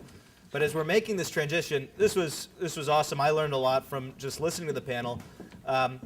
It's really inspiring in Connecticut to see the united front that the environmental community is putting forward. And I think the more and more and more that the environmental community in every state is getting together and providing that united front, talking to legislators in a cohesive and coherent way in terms of the overall environmental agenda, that's huge. Let me go ahead and welcome up the next panel. Sorry, we're not giving folks too much of a break here because it's sort of action-packed. But this panel is going to highlight the challenges, the opportunities facing recycling centers, providing impact on the local impact of plastics and wastes, solutions in terms of single-use plastics, and improvements to bills and legislation and statute that currently exists. So super excited to hear from you guys. But let's start with Jennifer. Good morning. My name is Jennifer Heaton-Jones. I am the Executive Director of the Housatonic Resources Recovery Authority. We are in Western Connecticut. We are a regional governmental waste management for 11 municipalities from Kent to Ridgefield. My approach will be a little different this morning. I need visuals. This topic will have some visceral response when you see the images that recycling and waste has an impact on our environment. So if you take out your phones and go to hrra.org, on our homepage there's a link to my presentation that will give you some visuals of what I'm about to talk about. So hrra.org. The bad news. We're in a crisis. We're in a crisis in the state of Connecticut and globally regarding waste and recycling. The good news, we have solutions. It's easy to forget every day or once a week how often you put out your waste and your recycling, that once it disappears, you don't have to think about it anymore. And most people do. Once it gets picked up, you never think about it. It has an extreme environmental impact on all of us every single day. Everyone produces garbage. Organics, food waste, recycling, hazardous waste. Someone has to manage it. It has a large environmental impact from our natural resources being depleted, transportation, water and air. Water when it's landfilled, and air when it goes to waste to energy. Many folks don't know that the state of Connecticut no longer has active landfills. We have 100% waste to energy plants. Wherever there is a waste to energy plant, there are higher asthma rates in our state. We need to focus on waste reduction just as much as we need to focus on recycling. So hopefully you've pulled up those images. Single stream recycling, now referred to, and if you can't, you can look at it later. Single stream recycling, now referred to as mixed recycling, became popular for its convenience in around 2011 and 2013. Residents put everything they could think of, they could, or they should, in their recycling bin. Processors, to win municipal contracts, promised big returns and accepted nearly everything from hardcover books to pots and pans. With increased recycling tonnage in hot markets, municipalities struck deals with processors, and recyclers became a revenue stream for many communities. Recycling tip fees decreased. In the HR region, the tip fee went from $39 to $10 a ton for private haulers. And haulers, too, were profiting from the highs of the evolution of mixed recycling. But those were the days. Much has changed since then, and we are now in an industry crisis. If you do have the slide show up, it's the third image, and it shows a very, very dirty pile of recycling, which is really the reality of our recycling stream. While recycling tonnage increased, so did contamination. The current contamination rate for mixed recycling not just here in the state of Connecticut, but everywhere, is 20%, while China's tolerance is 0.5%. The truth is, mixed recycling is dirty and contaminated with unacceptable items from household garbage, garden hoses, plastic bags, even concrete blocks and propane tanks. We need to recycle right, not to recycle more of everything. In your packet, there is a new Recycle CT, Recycle Right guide. Please use it. Okay, glass. We're going to talk about glass and plastic. Besides the obvious contamination like plastic bags, household garbage, and water hoses, there are hidden contaminants that haunt the stream, beginning with glass. Not everybody has the same opinion on glass as I do. I hope I change your mind. If you can't now and you look at it later, you won't believe what it looks like, what glass looks like after it's left your curb. On the right image in the slide is an image of a pile of glass that has been processed at a material recovery facility. That's where all the recycling goes. On the left is a close-up image of that pile. You can't see the glass.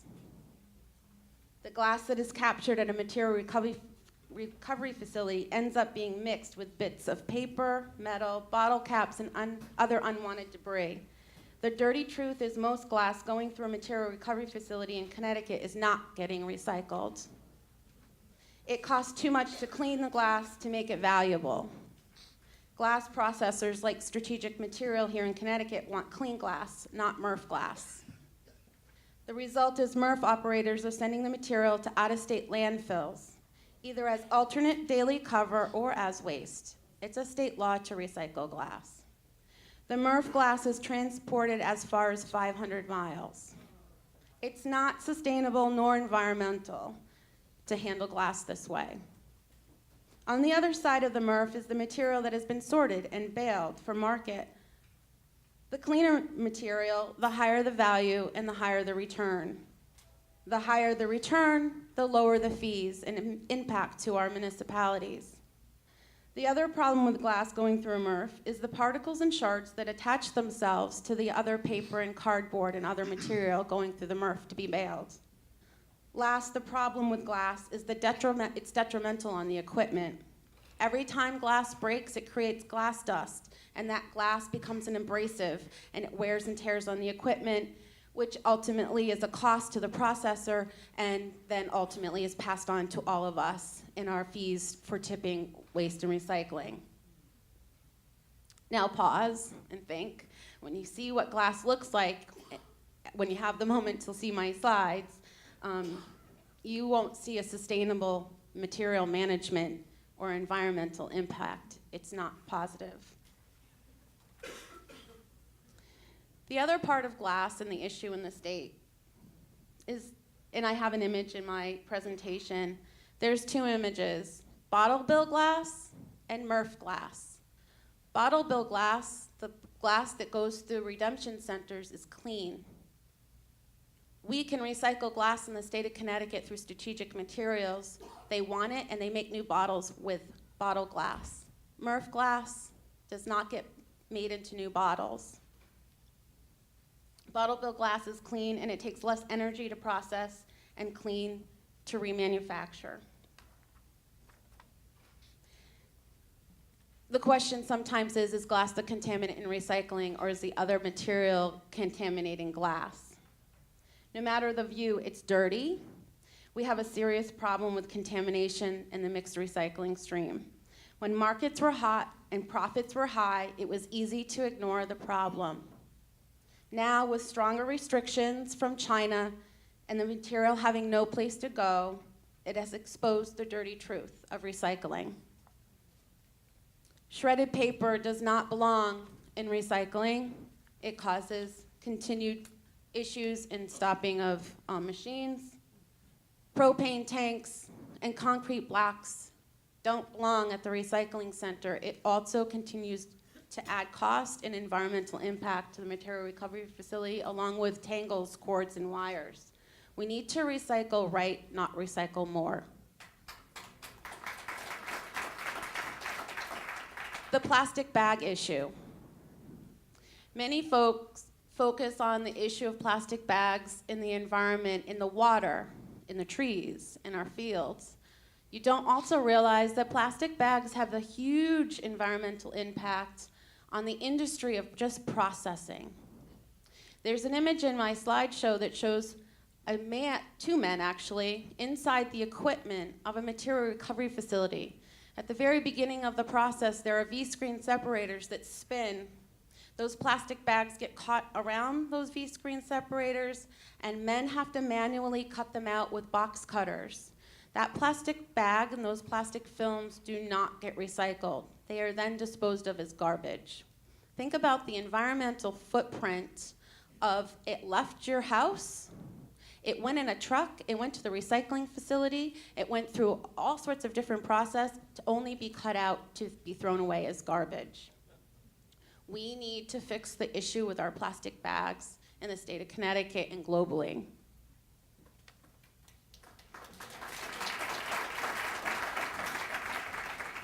We often promote recycling for the goal to produce clean, valuable material to be manufactured into new products. We all want to believe it's for environmental benefits, which is the case, but not always the only reason. Often the priority or objective for municipalities is protecting their budgets, aka their taxes.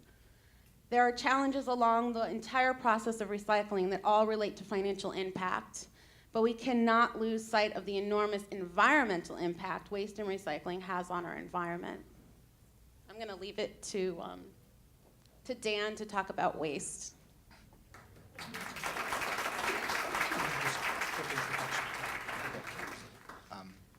Hi, good morning, everyone.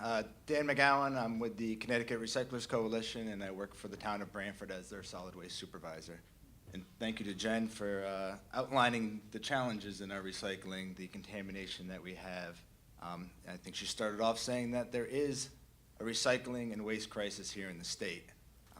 We just heard some of the contamination that exists within our recycling, which causes recycling to have issues for our processors, for marketing, for return to elimination of virgin materials.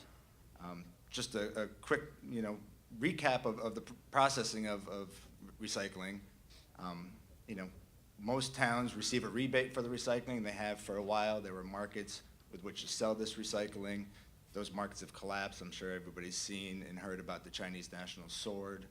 I'm sure everybody's heard and seen articles about is recycling dead, is recycling broken.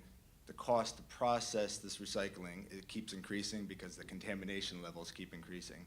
I've heard here in the state of Connecticut, costs as high as $80, $85 a ton to get rid of recycling, which begs the question, that's more than we paid to get rid of trash.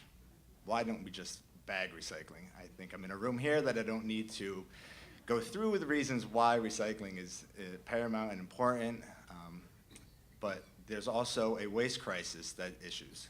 And the days of $65, $75, $80 disposal fees to get rid of trash are also coming to an end.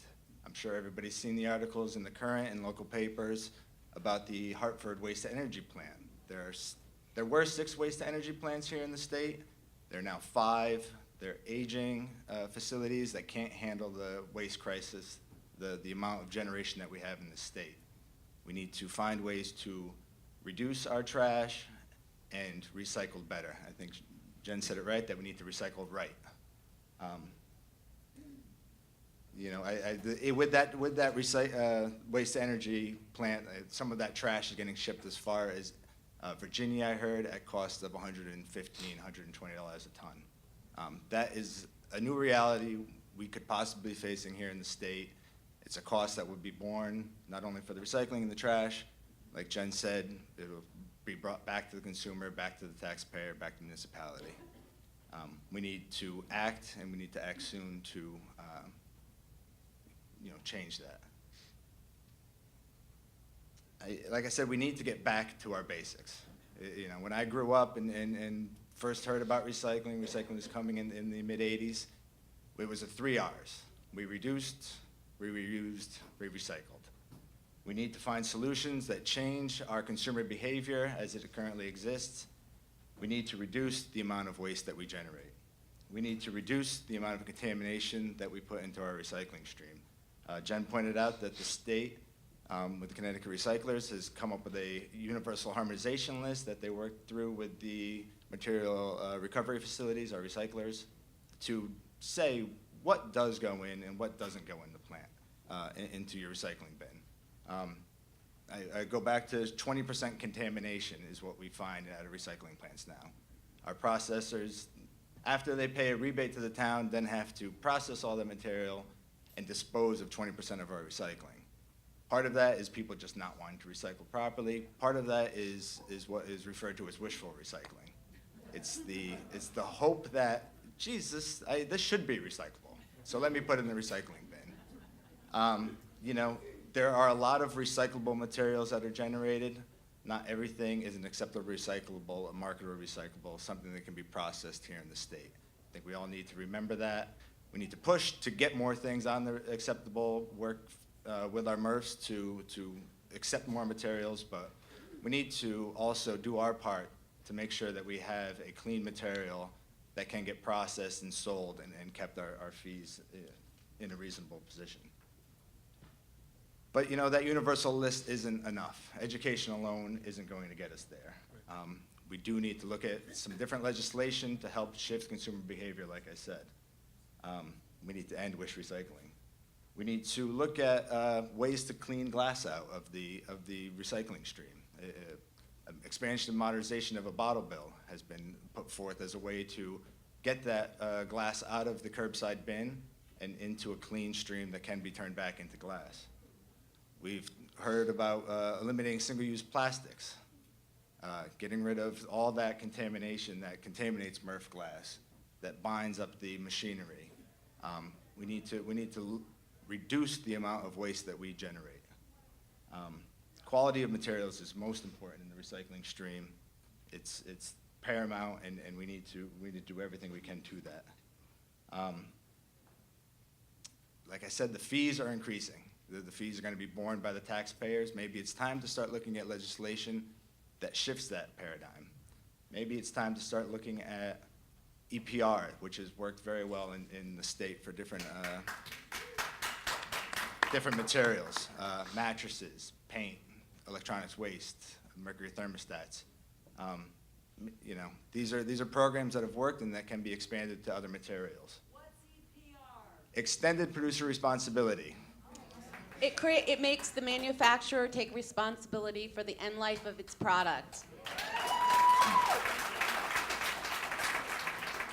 Perhaps we also, in the waste sector, need to look at SMART, save money and reduce trash, make people pay their tipping fees for waste generated. Don't be it borne across all waste payers, but have it be a consumer fee. These are possibilities that we could look at to solve our waste crisis that we are all currently facing. Thank you very much. So my name is Louis Burch. I'm the Connecticut Program Director at Citizens Campaign for the Environment. I wanted to start by saying thank you to Jen and Dan for setting the stage for this discussion. These are the experts doing the work on the ground that I often turn to for direction when it comes to dealing with various solid waste and recycling issues that we're working on in Connecticut. And so my job here is to expand a little bit on what some of those solutions, you know, at CCE we believe that you don't talk about a problem without posing a solution. And so my hope is to kind of tie everything together here to give some of the legislators in the room an idea of steps that they can take to help us address these problems, and to give the rest of you, the public, the advocates and the grassroots folks, a little bit of knowledge as well to help kind of push them in that direction. So, you know, the first thing I want to, you know, some of these solutions can actually be done administratively, while others, you know, definitely require legislative attention. One of the first things that we need to be looking at in Connecticut to address these issues of contamination and recycling is to expand public education, to increase education around recycling issues.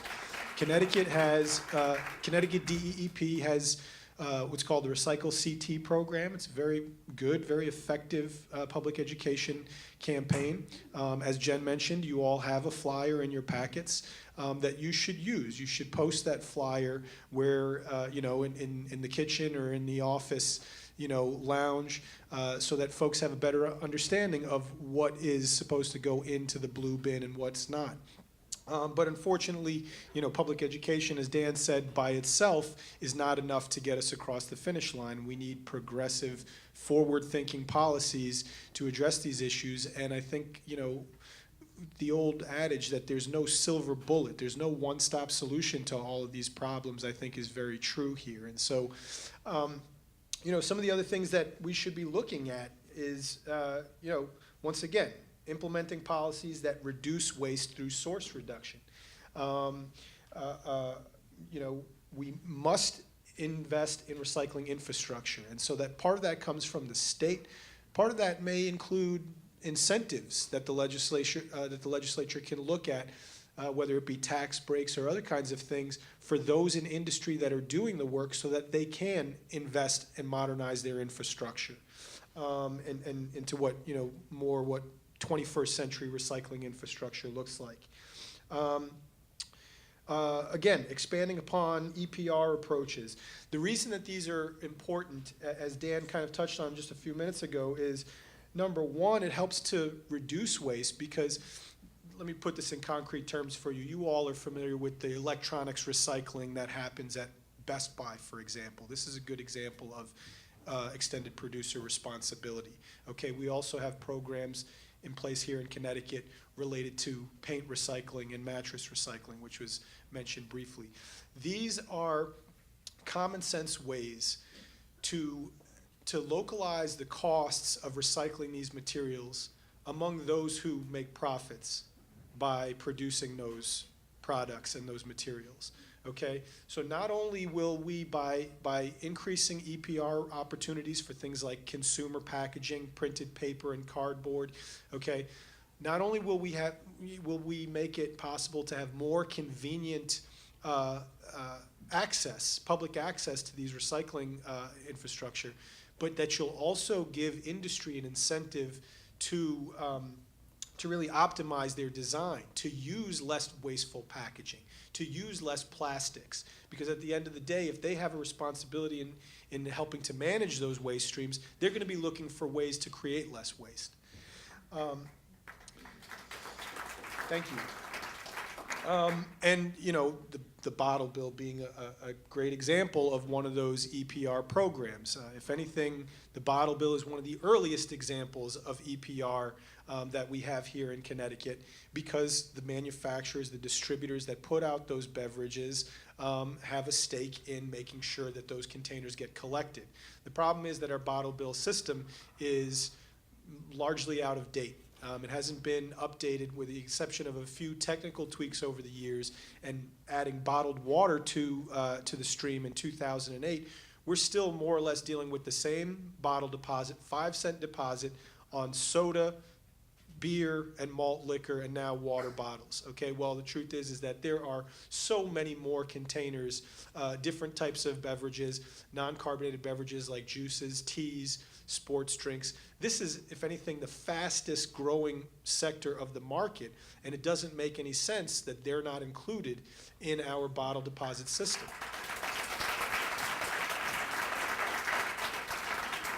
And so, but it's unfortunately not enough to just say we need to expand the bottle bill. There's a lot of moving pieces.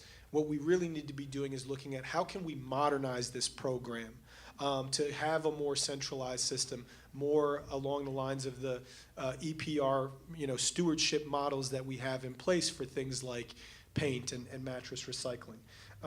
Just to give you an idea of what we're talking about, according to the Product Stewardship Institute, okay, Connecticut could capture an additional 125,000 tons annually just by expanding to wine and liquor bottles.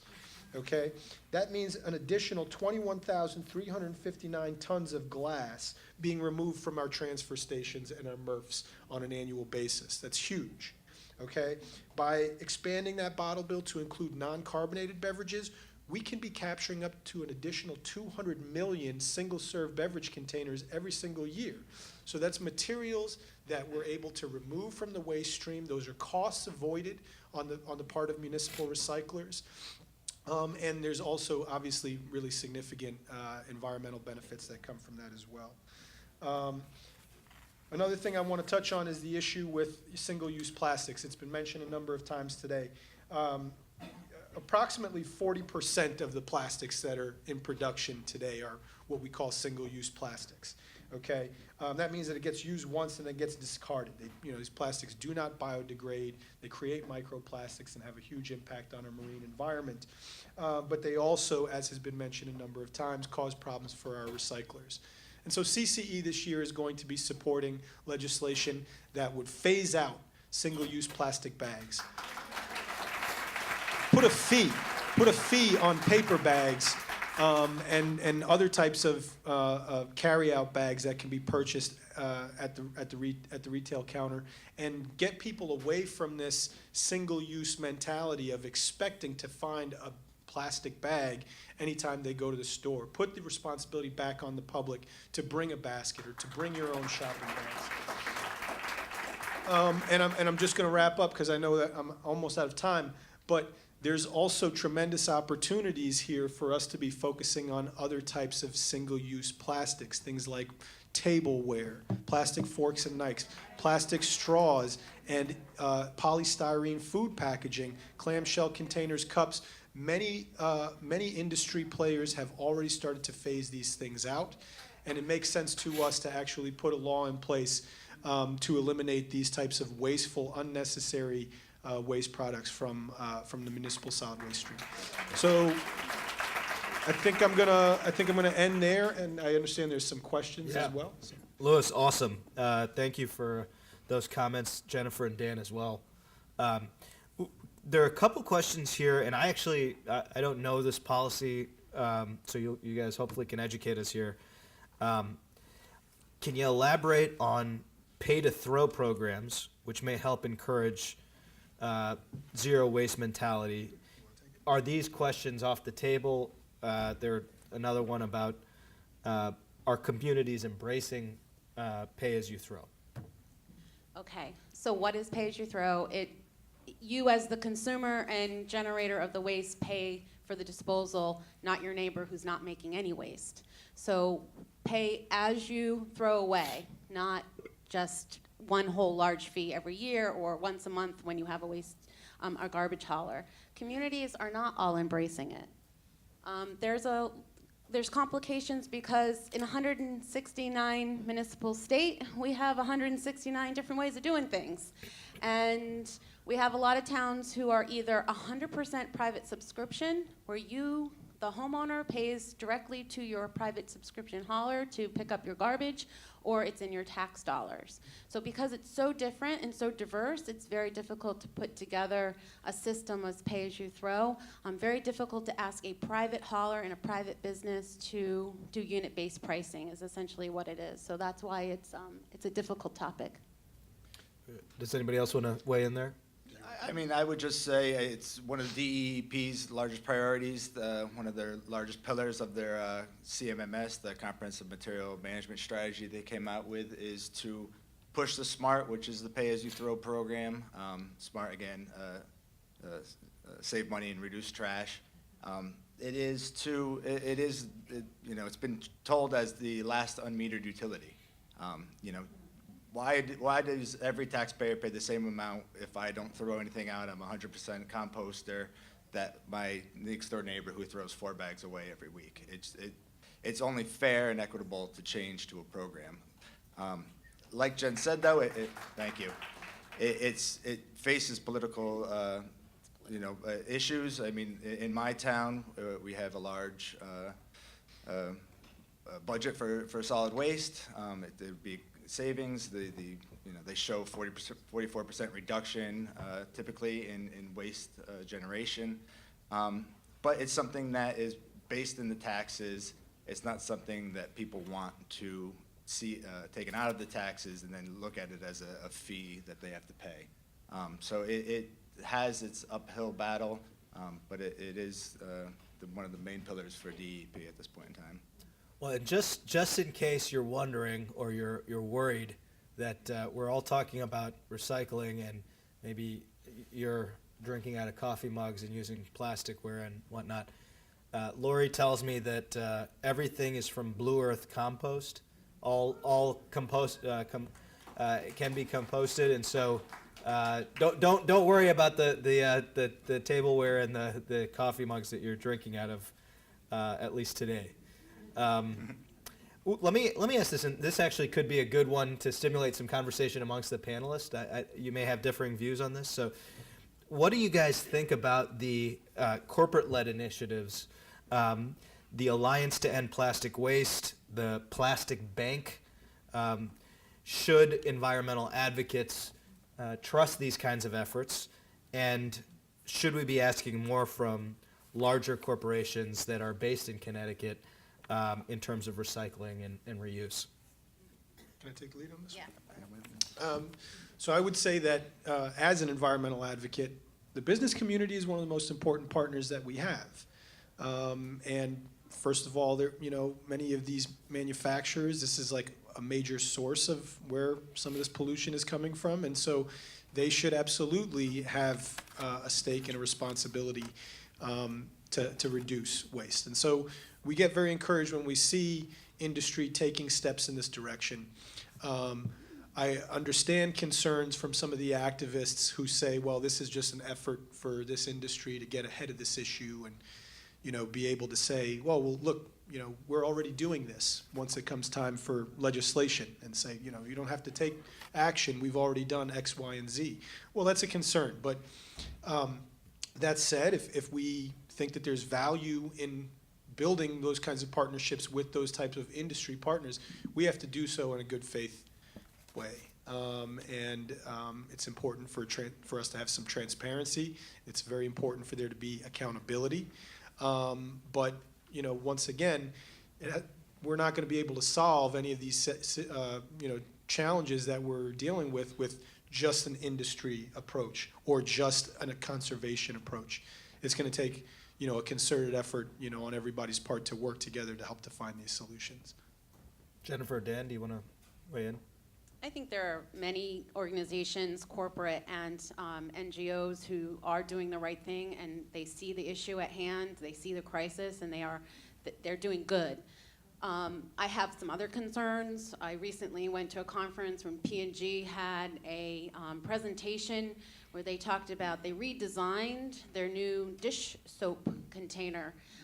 That simple, clear plastic bottle that sits on your counter will now change to a different form.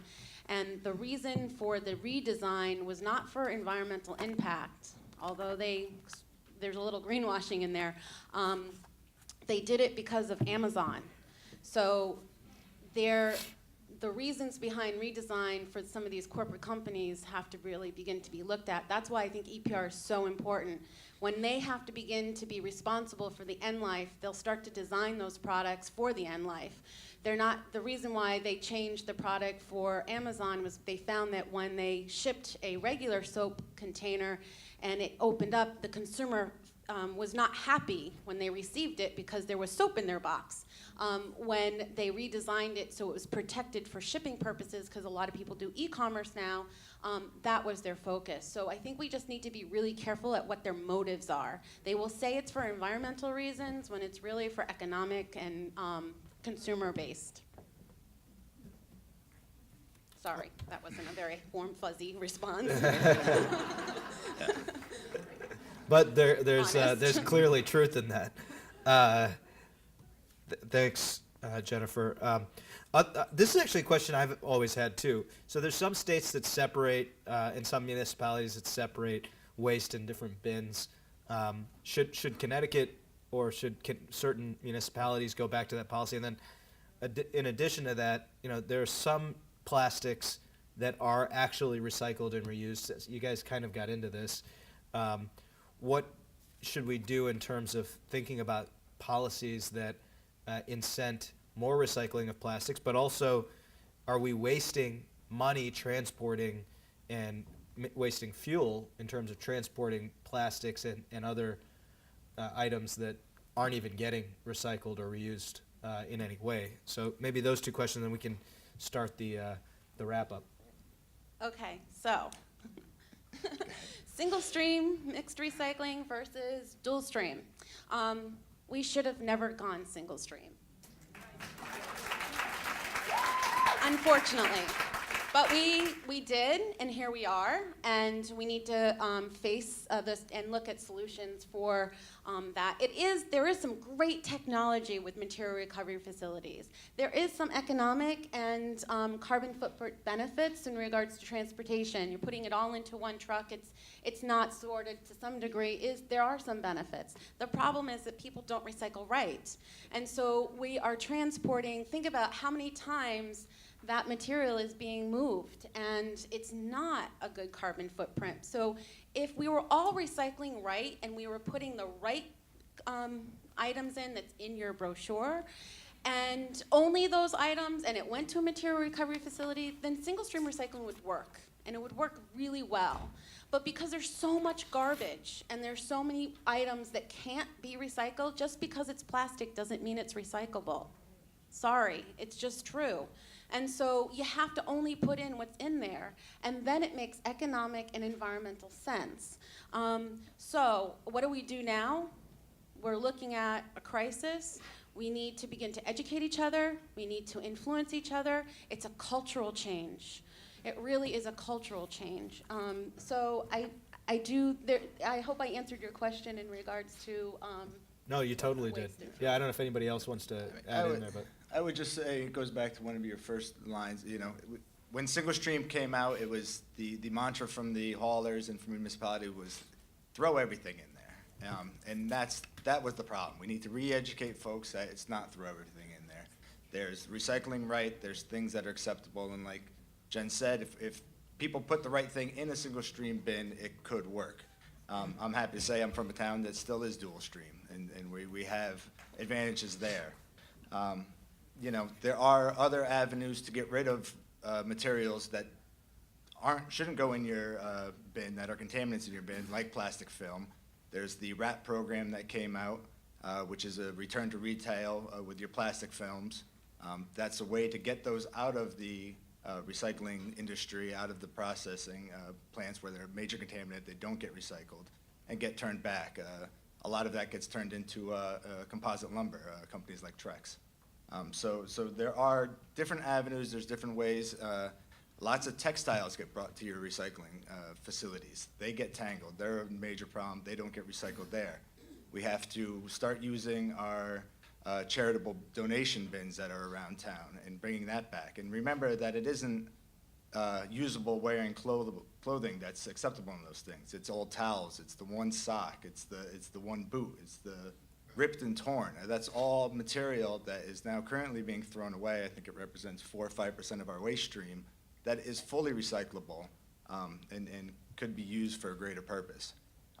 There's a number of different things that we need to stop looking for curbside solutions to and start utilizing our transfer stations and retailers and properly recycling those in avenues that will get them recycled. I will add to that, thank you, and I will add to that one thing that we think makes a lot of sense to expand at curbside is to look at opportunities to expand on our existing food waste and organics composting programs in Connecticut. Food waste and organics make up approximately 30% of the solid waste stream now, which is pretty significant as well. So that would be another thing that we do think makes a lot of sense to do at the curb. Well, and that has multiple benefits, including huge climate benefits in terms of the methane that gets emitted. Well, this panel has been awesome. I just want to recognize 3 environmental champions that joined us. Representative Kevin Ryan is here in the house. I don't know if Kevin. The chairman of the Environment Committee, Representative Mike D'Amico, is here. And Representative Mary Mashinsky is also here.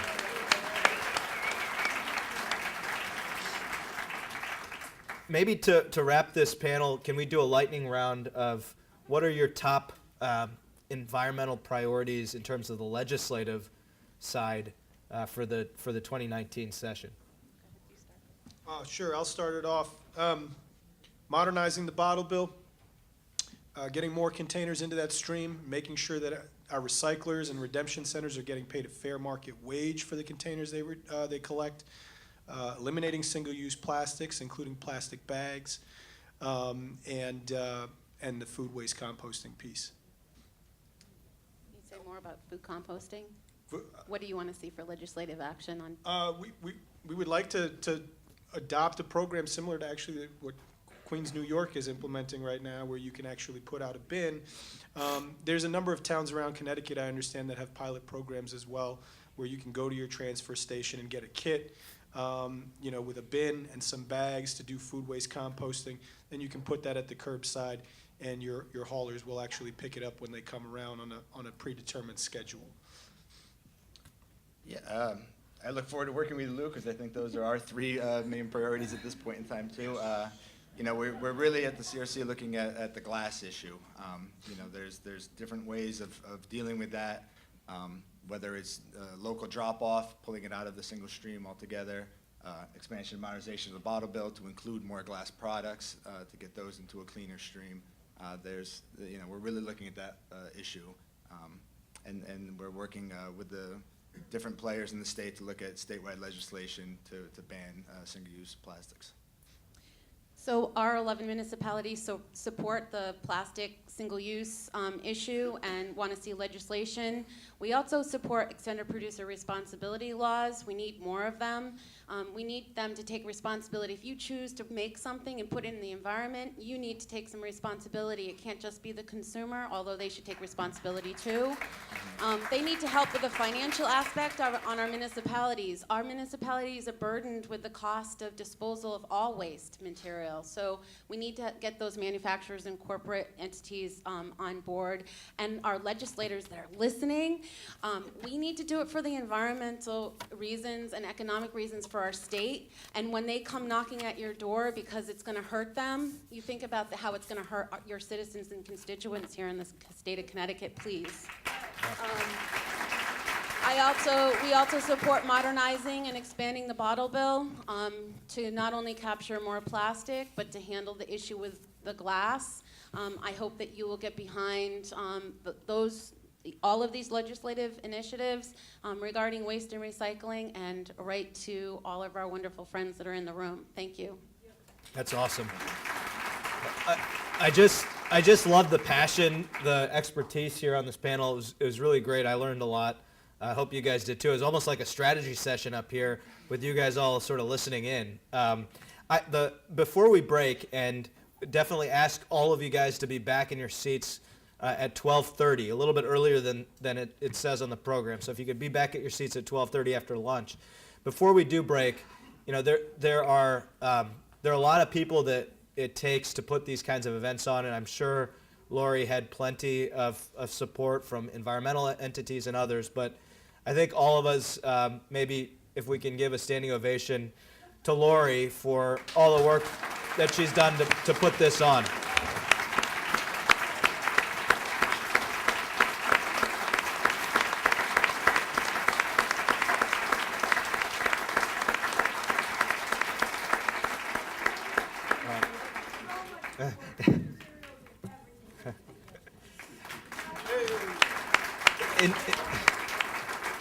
Enjoy your lunch, everyone.